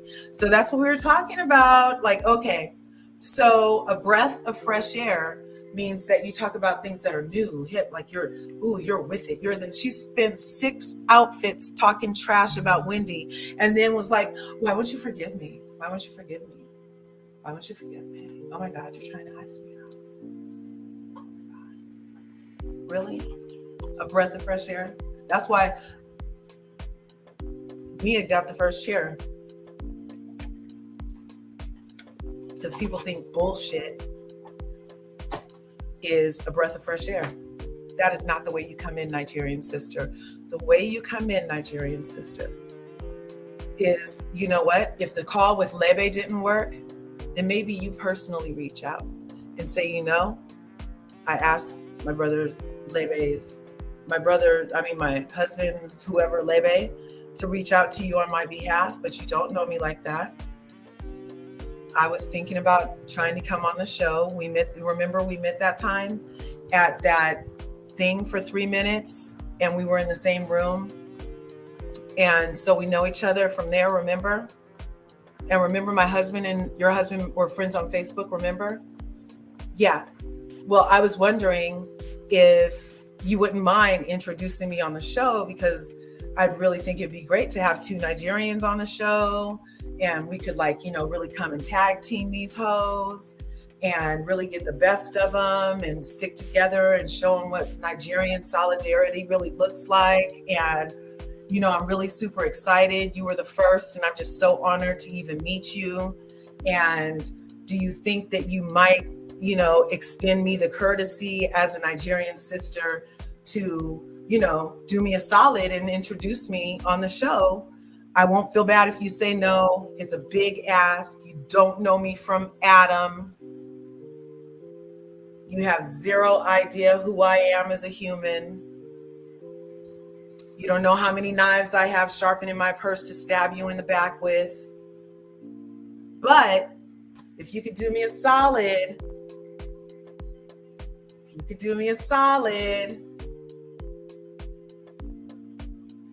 and let me come on the show with you. Now that would have gave NECA all the chances she ever needed with me. That would have gave NECA every single opportunity of a chance that she needed with me. But she did not do that. Now, if they happen to have given her a second season, and at this point they haven't confirmed whether or not NECA will be back, and she's saying things like, oh, keep watching.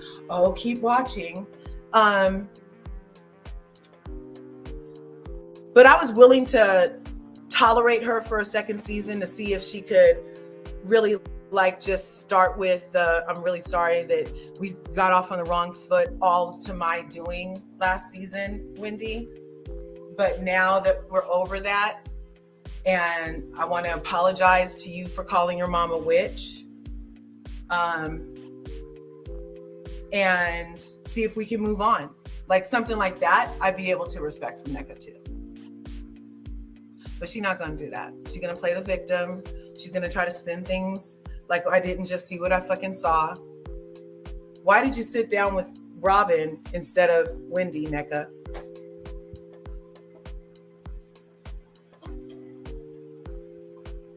She was sitting down with anybody that would listen to call Wendy and talk about this shrine and say all the other things that she could about Wendy. When they called Wendy's mom a witch as a Nigerian, she didn't shut them down. She didn't say, oh shit, we're talking about too many taboo things for our culture. No, we don't talk about witches. We don't talk about Osu. She didn't shut Ashley down. All she did was disassociate herself. She said, well, I know I'm not. She could have said right then, we don't even talk about that shit. But she didn't. But everybody is like, somehow Wendy's exposed from the treachery and the treacherous actions of this woman right here, her treachery exposed herself as a treacherous bitch. That's what that did.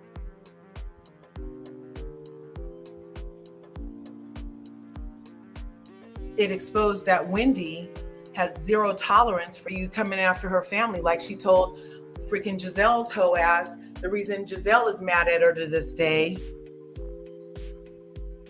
she sat her down. She said, I'm gonna put your ass on notice, bitch. Don't come for my family. I'm gonna put your ass on notice. Don't come for my family, is what she told Gizzelle. Remember? And that was actually a warning to everybody. It was like the freaking head on a fucking spike at the beginning of the freaking kingdom with the sign that said, he did this shit, your head will end up here too. When she told Gizzelle, I'm gonna put your ass on notice, don't come for my family, that was Gizelle's head on a spick that said, it was like a freaking spick. Yep, look, a little in her head. And there's a sign right here that says, leave Wendy's family out of it or else your head will end up here too.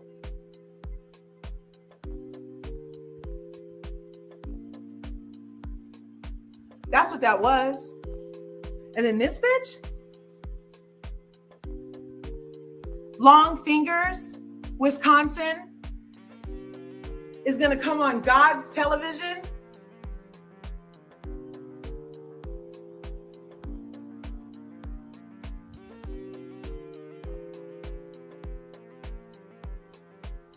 and come after her family, her mother specifically, who Wendy has already established is the apple of my eye, girl, fulfillment of my dreams. What you know for DeBarge. Anyway, she's established that her mother is the apple of her eye. Her mother is the reason she has her 4 degrees. Her mother's the reason that she is a PhD. Her mother's the reason that she is a professor at Johns Hopkins University. Her mother is the reason that she's an exemplary example of a fucking wife. Her mother is the reason that she's the best mother that she could fucking be. Her mother is the reason for her end all, her be all, her everything. Don't say nothing bad about Miss Jenkins' mother. Don't do it. The spick was the warning. The ass was upon notice.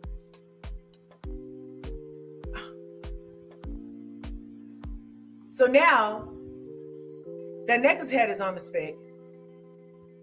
Because you came for the family. Nothing will happen right by you when you do that kind of shit.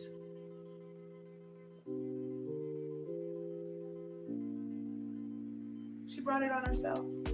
I love Emmanuel. We agree to disagree on this. Oh, you guys know what? It was Emmanuel's birthday. Happy belated birthday, Emmanuel. It was on 420, you guys. Isn't that the best birthday ever? Can you guys give him a happy birthday shout out, please, to Emmanuel? Somebody drop his link because he has a channel in these YouTube streets. Make sure you're smashing that like button, smash the subscribe button if you haven't already, or ring my bell. And you'll get notified when I upload videos. You know what? If anybody's new in the house and you're not a sub yet, why don't you go ahead and hit that subscribe? We were only like, last time I got really excited, somebody in the chat was like, oh my God, Curves, you're to 2000. I was like, yes. And I had a whole rock out party and shit. That shit was not to 2000, you guys. That shit was not to 2000. I can't believe my fucking chat. I can't believe my chat. Who would do that? Anyway, it wasn't to 2000. I got off the freaking thing. It was not to 2000. It was at 199. Before I got on here, I think I needed like 4, 5, 6, 7 more. I don't know. So if anybody's new in the house, go ahead and smash that subscribe button. We have fun. We really have fun here. As you can see, I'm long-winded. I got some characters. We sing a couple of songs. You know what I'm saying? Yes. Finally, the reunion, the entire season confirmed. The optics have been. Yes.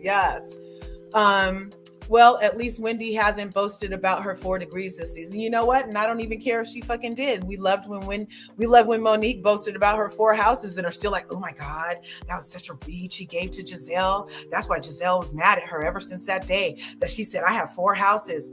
But nobody's mad about the black lady with 4 degrees, huh? I'm just saying. I'm just saying. I'm just saying. I'm just saying. It's just interesting to me that to know thyself is the secret of the sauce in this lifetime, on this journey. Right? To know this world, the secrets of life. Knowledge is power. What's 4 houses? Insurance payments that you can't even make no more here in California. All the insurance companies are pulling out of California for property insurance because the shit's too expensive. They're not covering no $13-15 million rebuild for a 50-mile radius. Next time the wind feels like blowing during a fire that may or may not have been set by lasers. Who knows? Allegedly. There was this whole freaking, yes, fucking Wisconsin. Wisconsin. Lies.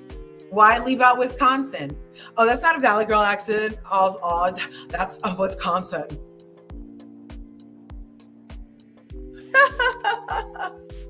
So much easier to watch knowing, yeah, Robin is off our fucking things. So much easier to watch.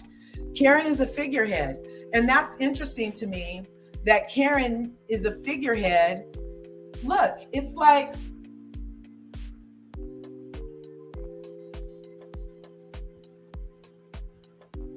why is Karen a figurehead? What does she really stand for? I mean, if we're not going to talk about all businesses that she starts the way that we question Wendy about her shit, then what else does Karen do? She drinks.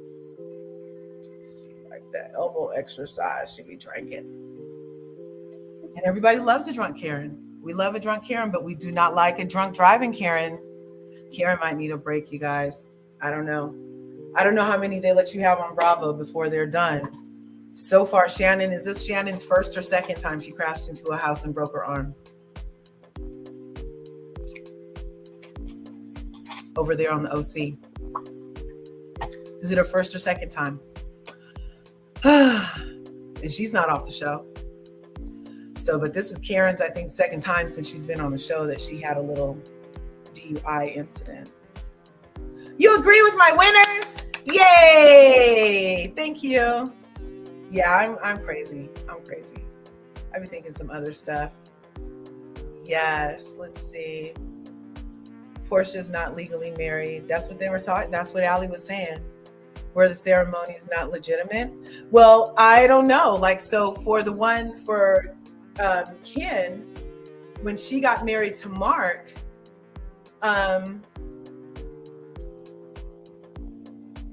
people were looking for the marriage certificate, which should be something that's public record, right? I mean, like if you order it, you can get it, right? And nobody was ever able to produce a marriage certificate here for like the date that she said that. Anyway, me too. Jen Brad, yes, very Jen Brad supportive. Yes, I really like them for a couple. Hey, and I don't even like Friends. Friends was like that kind of humor where I'm like, oh, yeah. I like the original Living Single. Because Living Single, if you don't know, with Kim Fields, Queen Latifah, Vanessa Williams, and Sinclair. Damn, what's her name? Damn, forget her name. Darn. Anyway, so that show was the reason they thought of Friends. Did you guys know that? Yes, based off of the Black show. So I like the original version. I cracked up all the original version, but some of the stuff on Friends, I was just like,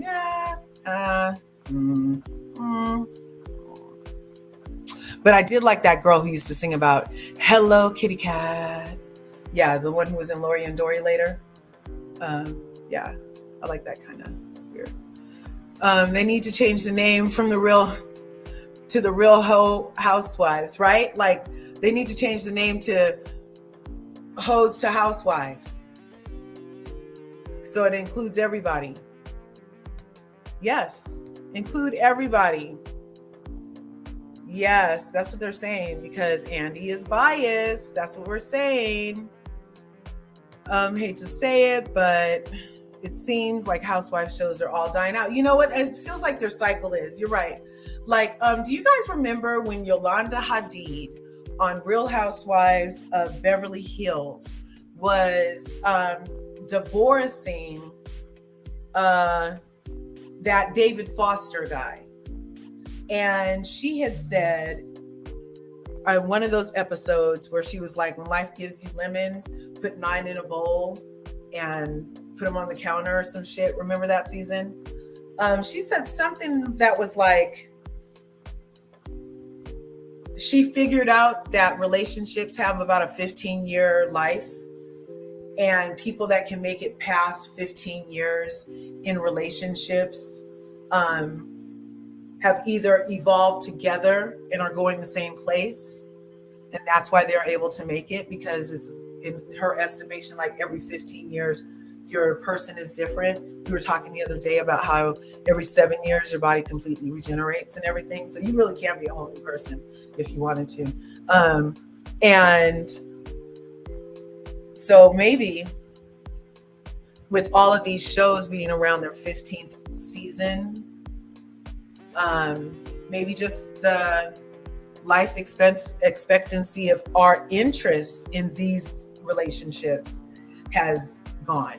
That's what I was coming up with. So, I mean, it's like I'm divorcing Real Housewives of Potomac right now. It's a divorce. They can have it all. They can have all that shit. They can have all that shit. Keep your fucking dog too. I don't feel like having to walk the dog and clean up shit. Keep the dog too. Keep the house. Keep the dog. Keep the bullshit. Keep the gaslighting, narcissistic lies smeared everywhere, put up on pedestals, and then you question some bona fide freaking excellence. It's a divorce. If Candace and Wendy checked on her scent flowers made meals, they would say they were, yes, exactly. That's exactly what would have happened. The way that they just didn't reach out because I don't like you, as the green-eyed monster would say. Then they would have got to say what Candace said about Gizzelle, which is you only checked on K for clout, bitch. It's the only reason. Andy is the culprit for all the bullshit. Andy said on Watch What Happened Live with Nene because Nene asked him like 4 or 5 years ago that he decides who's fired. See? Let's see.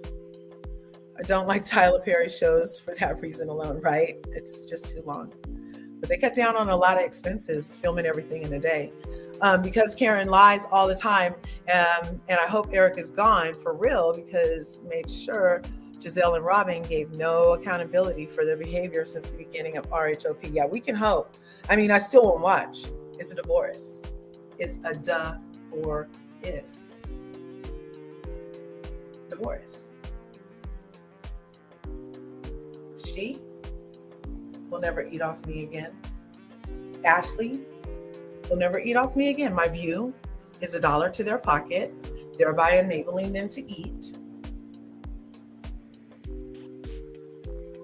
And I'm just not going to participate in them putting this programming out that melanated goddesses, ultra melanated goddesses that tell the bona fide truth and use accurate words. We already went over the word. Vermin was a very accurate description for that eyebrowed bitch.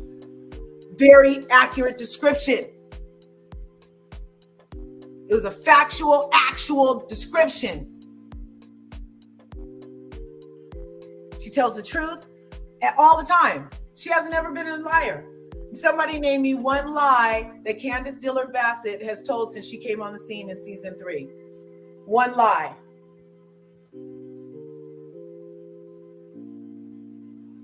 One lie that Candace Dillard Bassett has told since she came on the scene in season 3.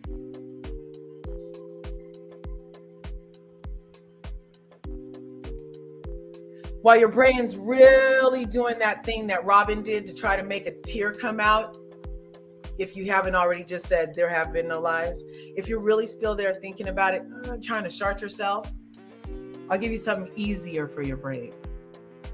Name 5 lies that Gizzelle is told. Name 5 lies that Ashley is told. Name 5 lies that Mia is told. Name 5 lies that Karen's mole has told.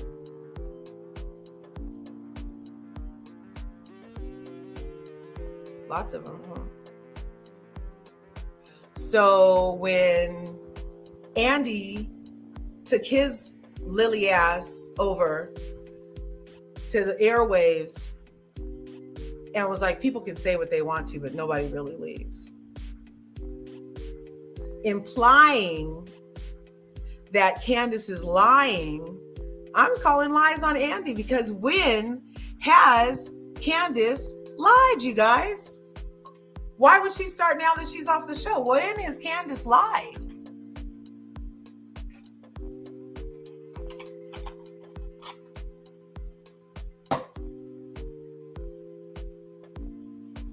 They act like folks are supposed to just accept their apology to absolve them. I'm surprised Giz and Megamind didn't demand apologies. No, actually, by the end of it, when he was like, who's going to say they're sorry and who's going to take accountability and try to move on. And yeah, that was one more time that Giz specifically was like, she was still putting some shit on Candace at the very end as to why she hasn't moved on yet.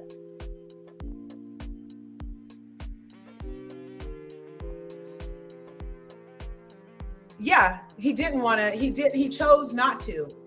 And, you know, that's the other thing. Everybody on that whole scene pretty much was asking some good follow-up questions. I would have liked to see Wendy and Candace ask also great questions that people feel inclined to answer, or that Andy follows up with, oh, I want to know that, you know?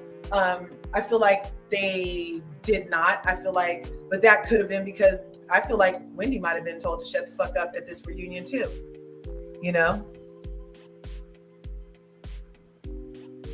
He said the decision for Robin and Candace was made at the same time.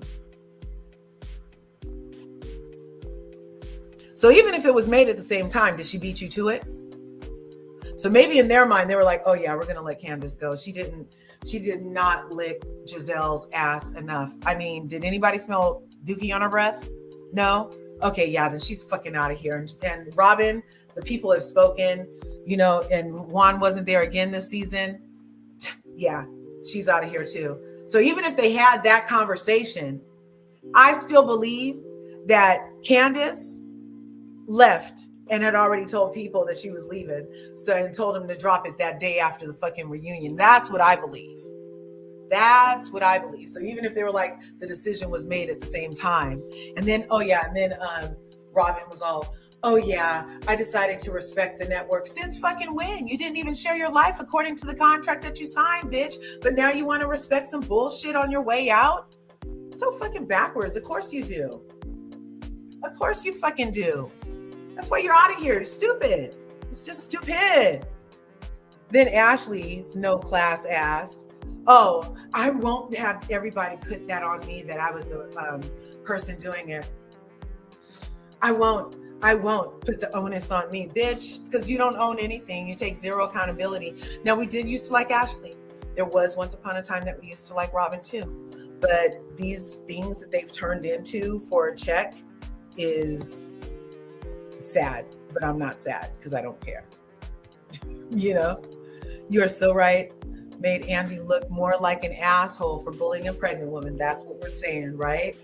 Right? And then for him to still be saying little shit. He's being even more of an asshole, you guys. He could just shut the fuck up. He could be like, oh my God, she's pregnant, wish her luck. He didn't even have to respond to the motherfucking question. right? Hey, husband. Did you already go? Yeah, I'm already got it. Okay. Did they like it? I haven't put it in that moment. Oh, right on. They're Okay, baby. Okay. Remember when Andy insinuated that Candace was his yes? And he said before that Ken was his least favorite housewife. I thought he had just said that straight out, that Ken was his least favorite. And he'd be treating her otherly. Yeah, Andy was light with Erica, yes. And even Jen Shaw, you're right. Like, bona fide, going to fucking jail criminals, Andy does not question the same way. Teresa Giudice been out of jail. We still haven't had the actual questions from that ass. And she be trying to fight people on the show that bring. NECA is so freaking lame. So glad she's gone. Nobody wants to hear from her. I will not be keeping an eye out for anything she does. Andy is not a person who cares for right and justice. No, he considers all this like entertainment and good TV, you know? Yeah, it's just because they don't like Wendy. Yep, thank you too. Emmanuel, NECA exposed. Yeah, what did she expose? I want to know what she exposed. I really want to know. I want to try to understand. Oh, and then somebody might say that she exposed Wendy as something because instead of sit there and talk to NECA's lying, disrespectful, call me out my name in front of my group of friends, bitch. Call me a bitch. No, I don't want to talk to you. I want to go talk to Mia. That was, again, a form of humor, but it goes over people's heads who don't live in that sphere, I guess. She was basically saying, this conversation's over. I'd rather go talk to the dumbest bitch in the room than say another waste of oxygen towards your ass. NECA long finger bitch. I'm a bitch? I'm a bitch? Why are you so mad? What did I do to you, NECA? What did I do to you? You still can't answer that question. What did I do to NECA's long fingers?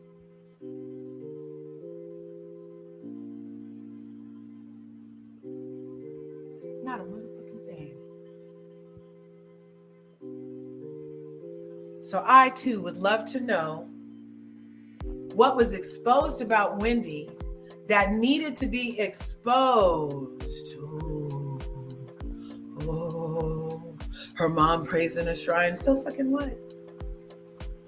Did you know that if you go to Chinatown, outside of most nail shops, and even not in Chinatown, whenever I go to a Chinese nail shop and they have the Buddha out front with the incense and oranges outside their door of business, it's a little shrine, you guys. Is anybody calling them a witch? And it's literally at their front door to bring in good fortune and good luck and protection.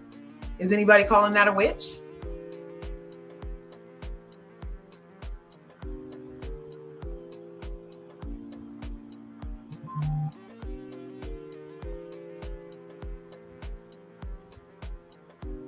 No? So the leaps and bounds taken by NECA's long-fingered ass, because I know she's been to one of them nail shops with the Buddha out front. If she used to live in LA the way that she damn said she did, because all the nail shops in LA had a motherfucking Buddha out front pretty much. That's a motherfucking shrine. Did it scare you before you took your long fingers in there to put those fake nails on it, NECA? Did that shrine scare you too, or just the one that you're making up in your head to go against your Nigerian sister because she didn't want to bring your bullshit ass on this show? Yes, please tell me what's been exposed. I would love to pontificate further if perhaps my perception has been skewed in a biased way because of the amount of gas in the room left over from the gaslighting of the Green-Eyed Bandits in production. I could be wrong. And if I'm wrong, then I'll say it. If there's something else happens that influences my perspective in a way that changes everything I say, I will say it. But 6 outfits, and then finishing the reunion. We didn't hear nothing from you the whole reunion. And then on the way out, you're going to leave it trying to fake cry about being iced out when your intention is to get Wendy's mom iced out of Nigeria.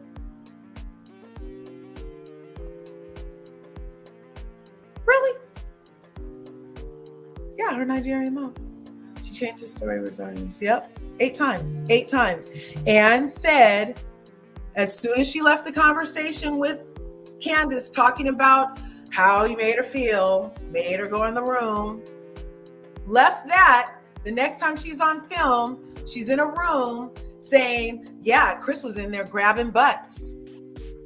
Sexual assault, film, globally syndicated show, on rewind for everybody to see and pull up and decide if they believe Gizelle's lying fucking ass, Gizelle's lying ass. Do they believe what she just said?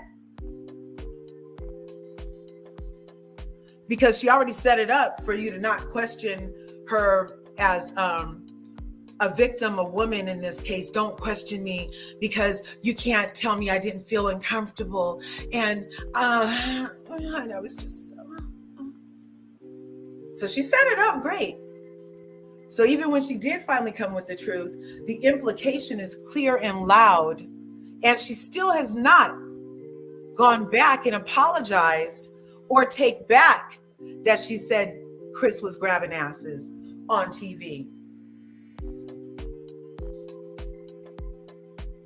The only thing that she said is that he did it. She hasn't taken it back. She spent this entire reunion saying that she never said anything about sexual assault.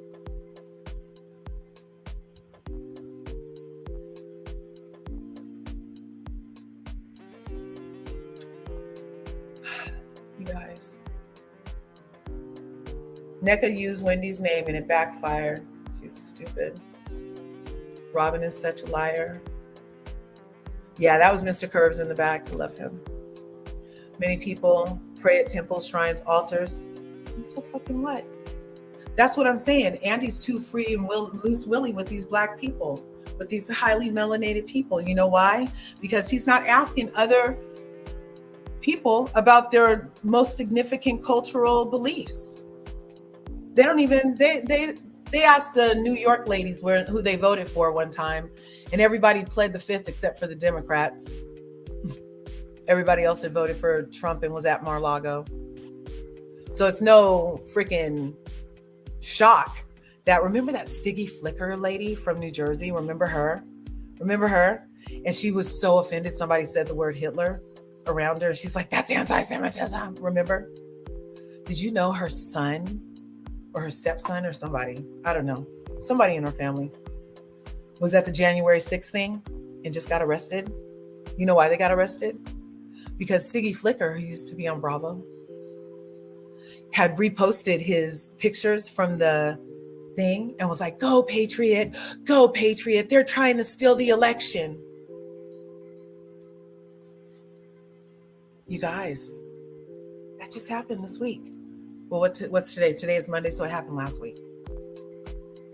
Like within the last 7 days it happened. Arrested on felony stuff for going into the freaking courthouse. I mean, unless they decided to call the whole thing a parade. But when the people were protesting George Floyd, it was like riots. And there are still people in jail from protesting during the George Floyd stuff because they didn't call that a parade. And they were just doing like their constitutional right to peacefully protest. But I didn't think that what happened on the freaking 6th looked very peaceful. When you're like breaking buildings to get into locked doors, that's not peaceful. When you're marching down the street saying Black Lives Matter, that's peaceful. I don't know. That's just my crazy thinking. I don't know. Am I too much? I told you guys I used to watch CSI, so maybe I have it backwards. Baby, breaking things is peaceful and not breaking things is unpeaceful. I don't know.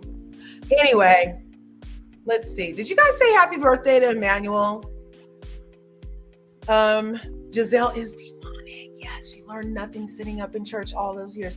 Talk about false prophets much. She's the kind of person that makes you scared to go back to church. She makes you want to only stay on Zoom church. I don't need to go back to the actual place because I might meet her energy in person. And then, there could be, maybe it might rub off and follow me home like those movies. Yeah. The interview is still pinned to her page. Which interview? Damn, did I miss something? Just simply says, many people. NECA's going on a press tour. She's trying to do damage control. Oh yeah, the Shade Room interview. Yeah, I saw it on her page. Well, not on her page. I saw it on the Shade Room. And I felt like those questions were real light.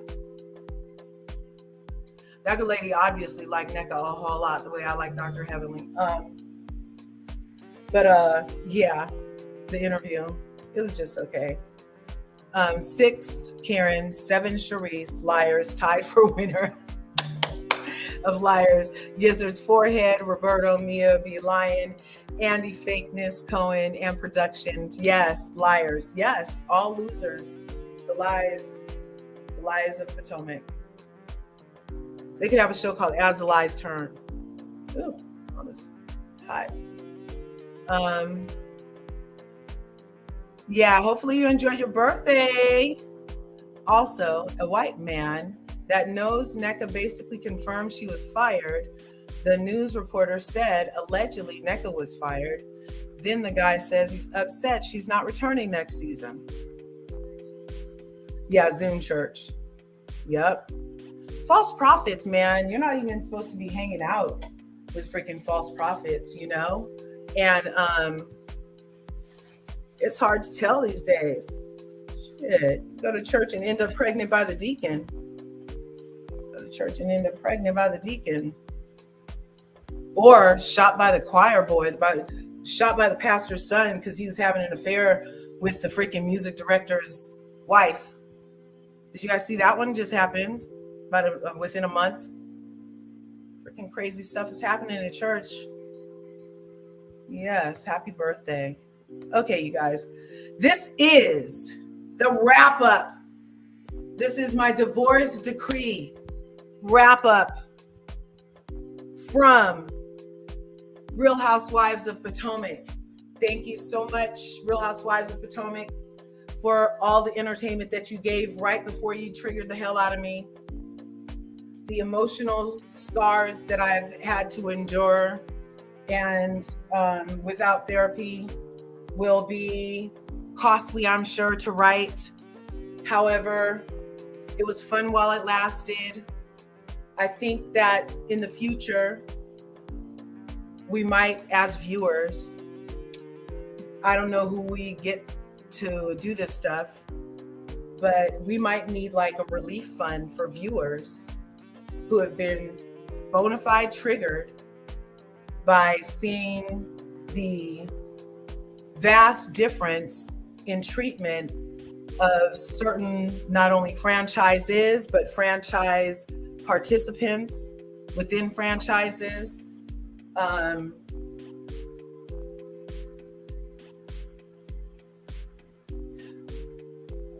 Because in reclaiming my time,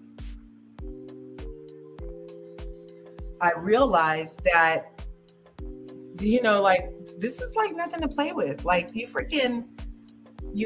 should be really like against the law almost to like freaking use entertainment to trigger and promote harmful stereotypes en masse for certain groups of people.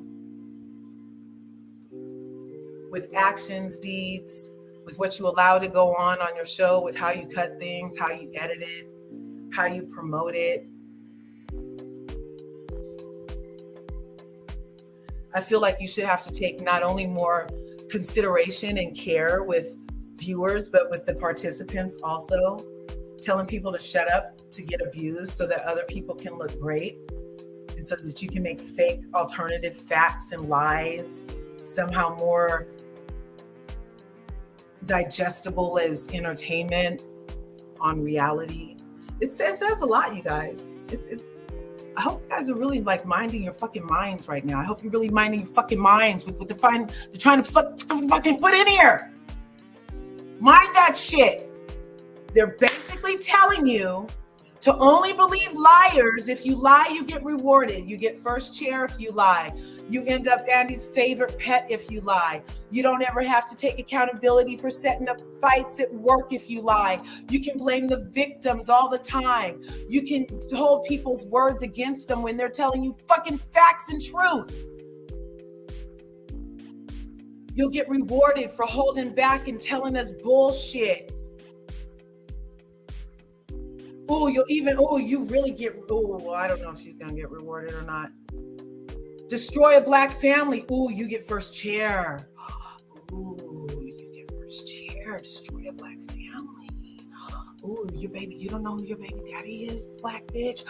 Yeah, you get first chair. En masse. Programming.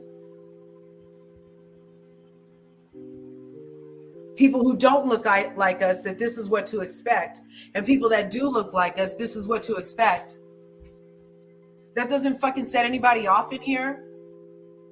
I have 2 children and they're not the same. I got 2 children and their daddy is their name. So my husband, he's a dark-skinned man. I am the color that I am. And one of my sons came out my color, and one of my sons came out my husband's color. Both out of my uterus. Both of me. And part of the reason this shit annoys me is because I already know that my brown, ultra melanated son in this motherfucking world is going to have it harder than my nice light-skinned son's tone is for the people. Because the programming already exists, you guys. The system that we live in is already established well and running sufficiently off of this bullshit called race, which is a construct based off of the fucking color of your skin. We used to get known by our country, but for some reason, when you kidnap a boatload of people, you don't remember what country they're from, so you go through calling them all kind of things and land on black, which is a fucking adjective. Don't get me fucking started. All I'm saying is the reason I want this divorce is because I do not condone nor endorse the subjugation, the humiliation, and the freaking purgatory that you've set as a stage for what melanated and ultra melanated people should expect. I'm no longer going to be complicit in allowing bullshit lies and spinning of web and releasing of gaslight to be my life. I want a motherfucking divorce, Potomac. I want a divorce, and the only way that you'll ever win me back is if that bitch is gone. This one right fucking here.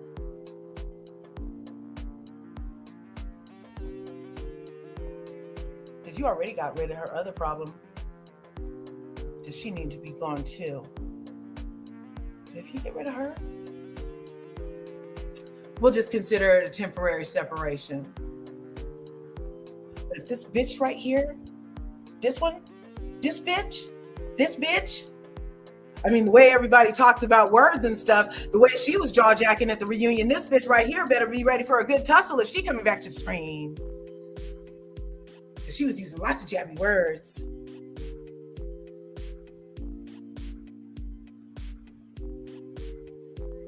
So my ultimatum to Bravo,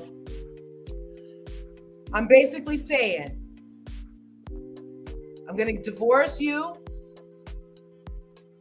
unless you get rid of this trifling, lying ringleader master who has, since season 1, made it a game for entertainment to pick off brown-skinned women one by one with lies and malicious innuendo.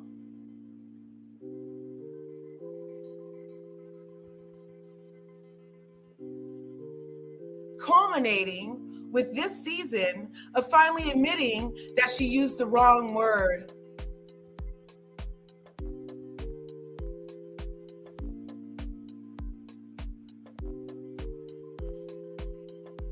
She needs to be gone. Karen can stay, and if her mole tells another lie, whatever. Ashley's forehead full of lies. I mean, if you guys really, if that's the best you can do, bravo. If Ashley's forehead full of lies is the best you can do.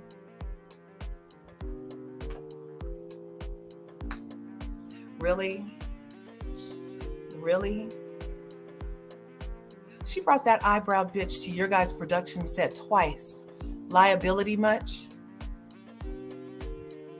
And then you're going to let her and her forehead of lies spin it so that Candace picking up a bottle to defend herself after calling your friend the vermin that she is, which is an accurate description. We went over the etymology, we went into the description of it and the definition of that word. It was a very excellent word, in my opinion. Want a divorce. It's not enough that Robin is gone. It's not enough that Nneka won't be back to try with her long fingers to do some more backward shit and try to pretend like she's not the reason the shit just happened. And the way you guys are trying to prop up the freaking ghetto-ness that is Mia Thornton. I thought Potomac was supposed to be about like affluent, classy bitches. I thought you guys didn't want nobody D-class in the show. But I guess there's room as long as she's the right color.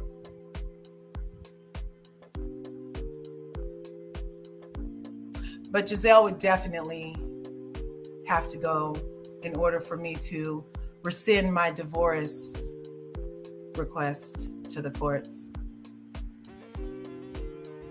No longer should she be freaking rewarded for this bullshit. It just shouldn't happen.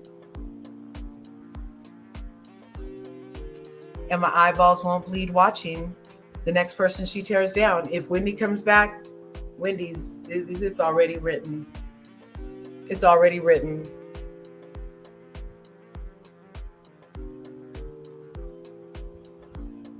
Based off of the pattern, the well-established pattern for all these seasons, Wendy's next.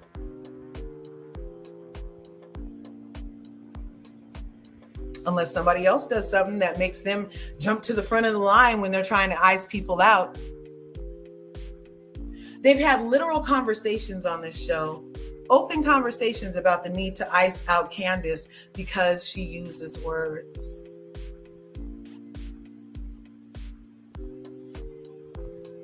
But then Ashley's friend can use words to lie on Chris and Eddie. Nothing to see here. I can't. I just won't. I refuse. I fucking fuse. I put fucking in the middle of all the words. I refuse. Will not be complicit.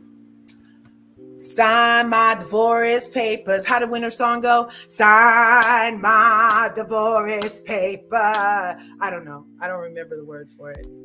Same with RHOP, Cool Ranch Dorito. Yeah, she needs to go. Dorito needs to go. She needs to go. Ooh, I hope she leaves. Yep, Jez needs to go. But they don't give a fuck. They don't give a fuck. If anybody from Bravo saw this shit right now, they'd be like, oh my God, we have this bitch so triggered. Let's sign Gizzelle for 5 more seasons. It seems like we have the natives restless. You know, the ones that are still restless about, you know, Jackson, freaking Kristen's racist ass getting a whole spinoff show 4 years after calling the police on that lady and holding a knife to her throat and making false reports on her and calling the military police on her too, all while they were still employed by us. And then we only kicked them off the show to fake pump like we were with Black Lives Matter. Now we give them their own show. It's called The Valley. The headliners on that show are racist and never apologized to the black lady that they armed.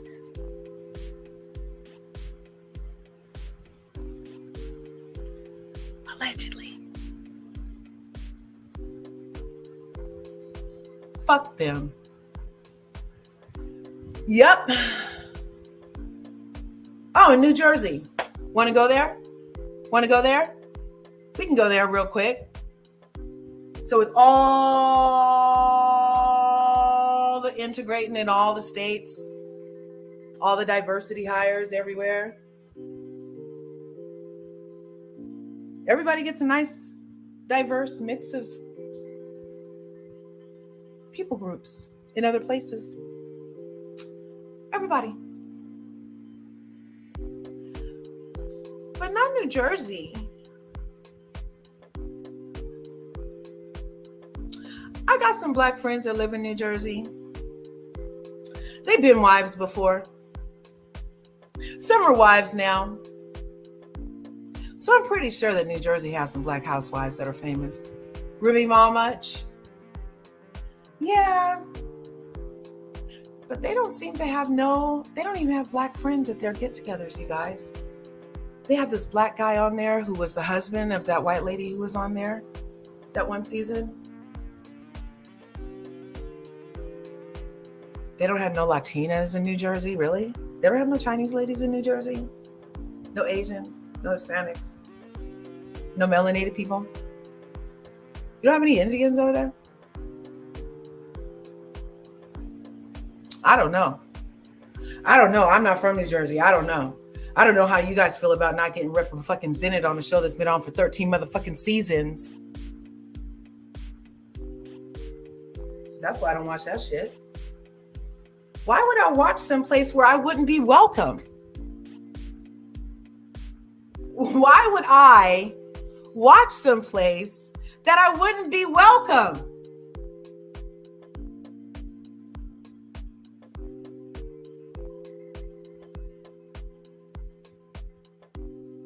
I mean, they don't even have like black wait staff at the events that they be holding, you guys. Like, they don't even have black auxiliary NPCs, okay?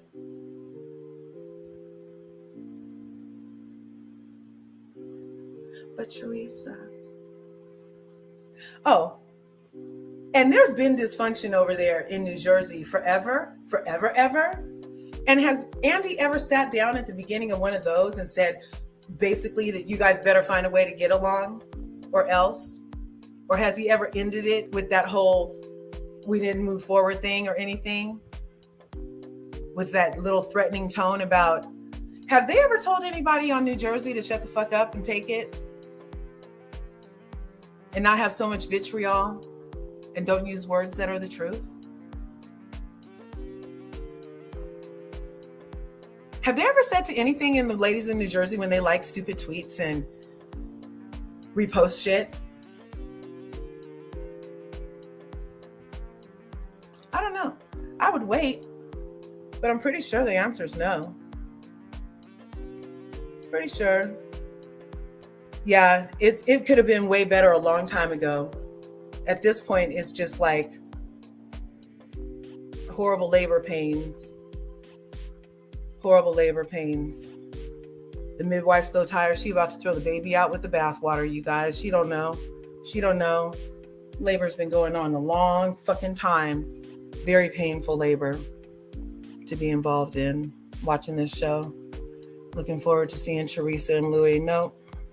I don't give a fuck. They don't have not even a black friend. Does their daughters have any black friends either? Or any other people group friends? That's the same reason I didn't watch motherfucking Modern Family. That whole show went by me without watching a Nair episode.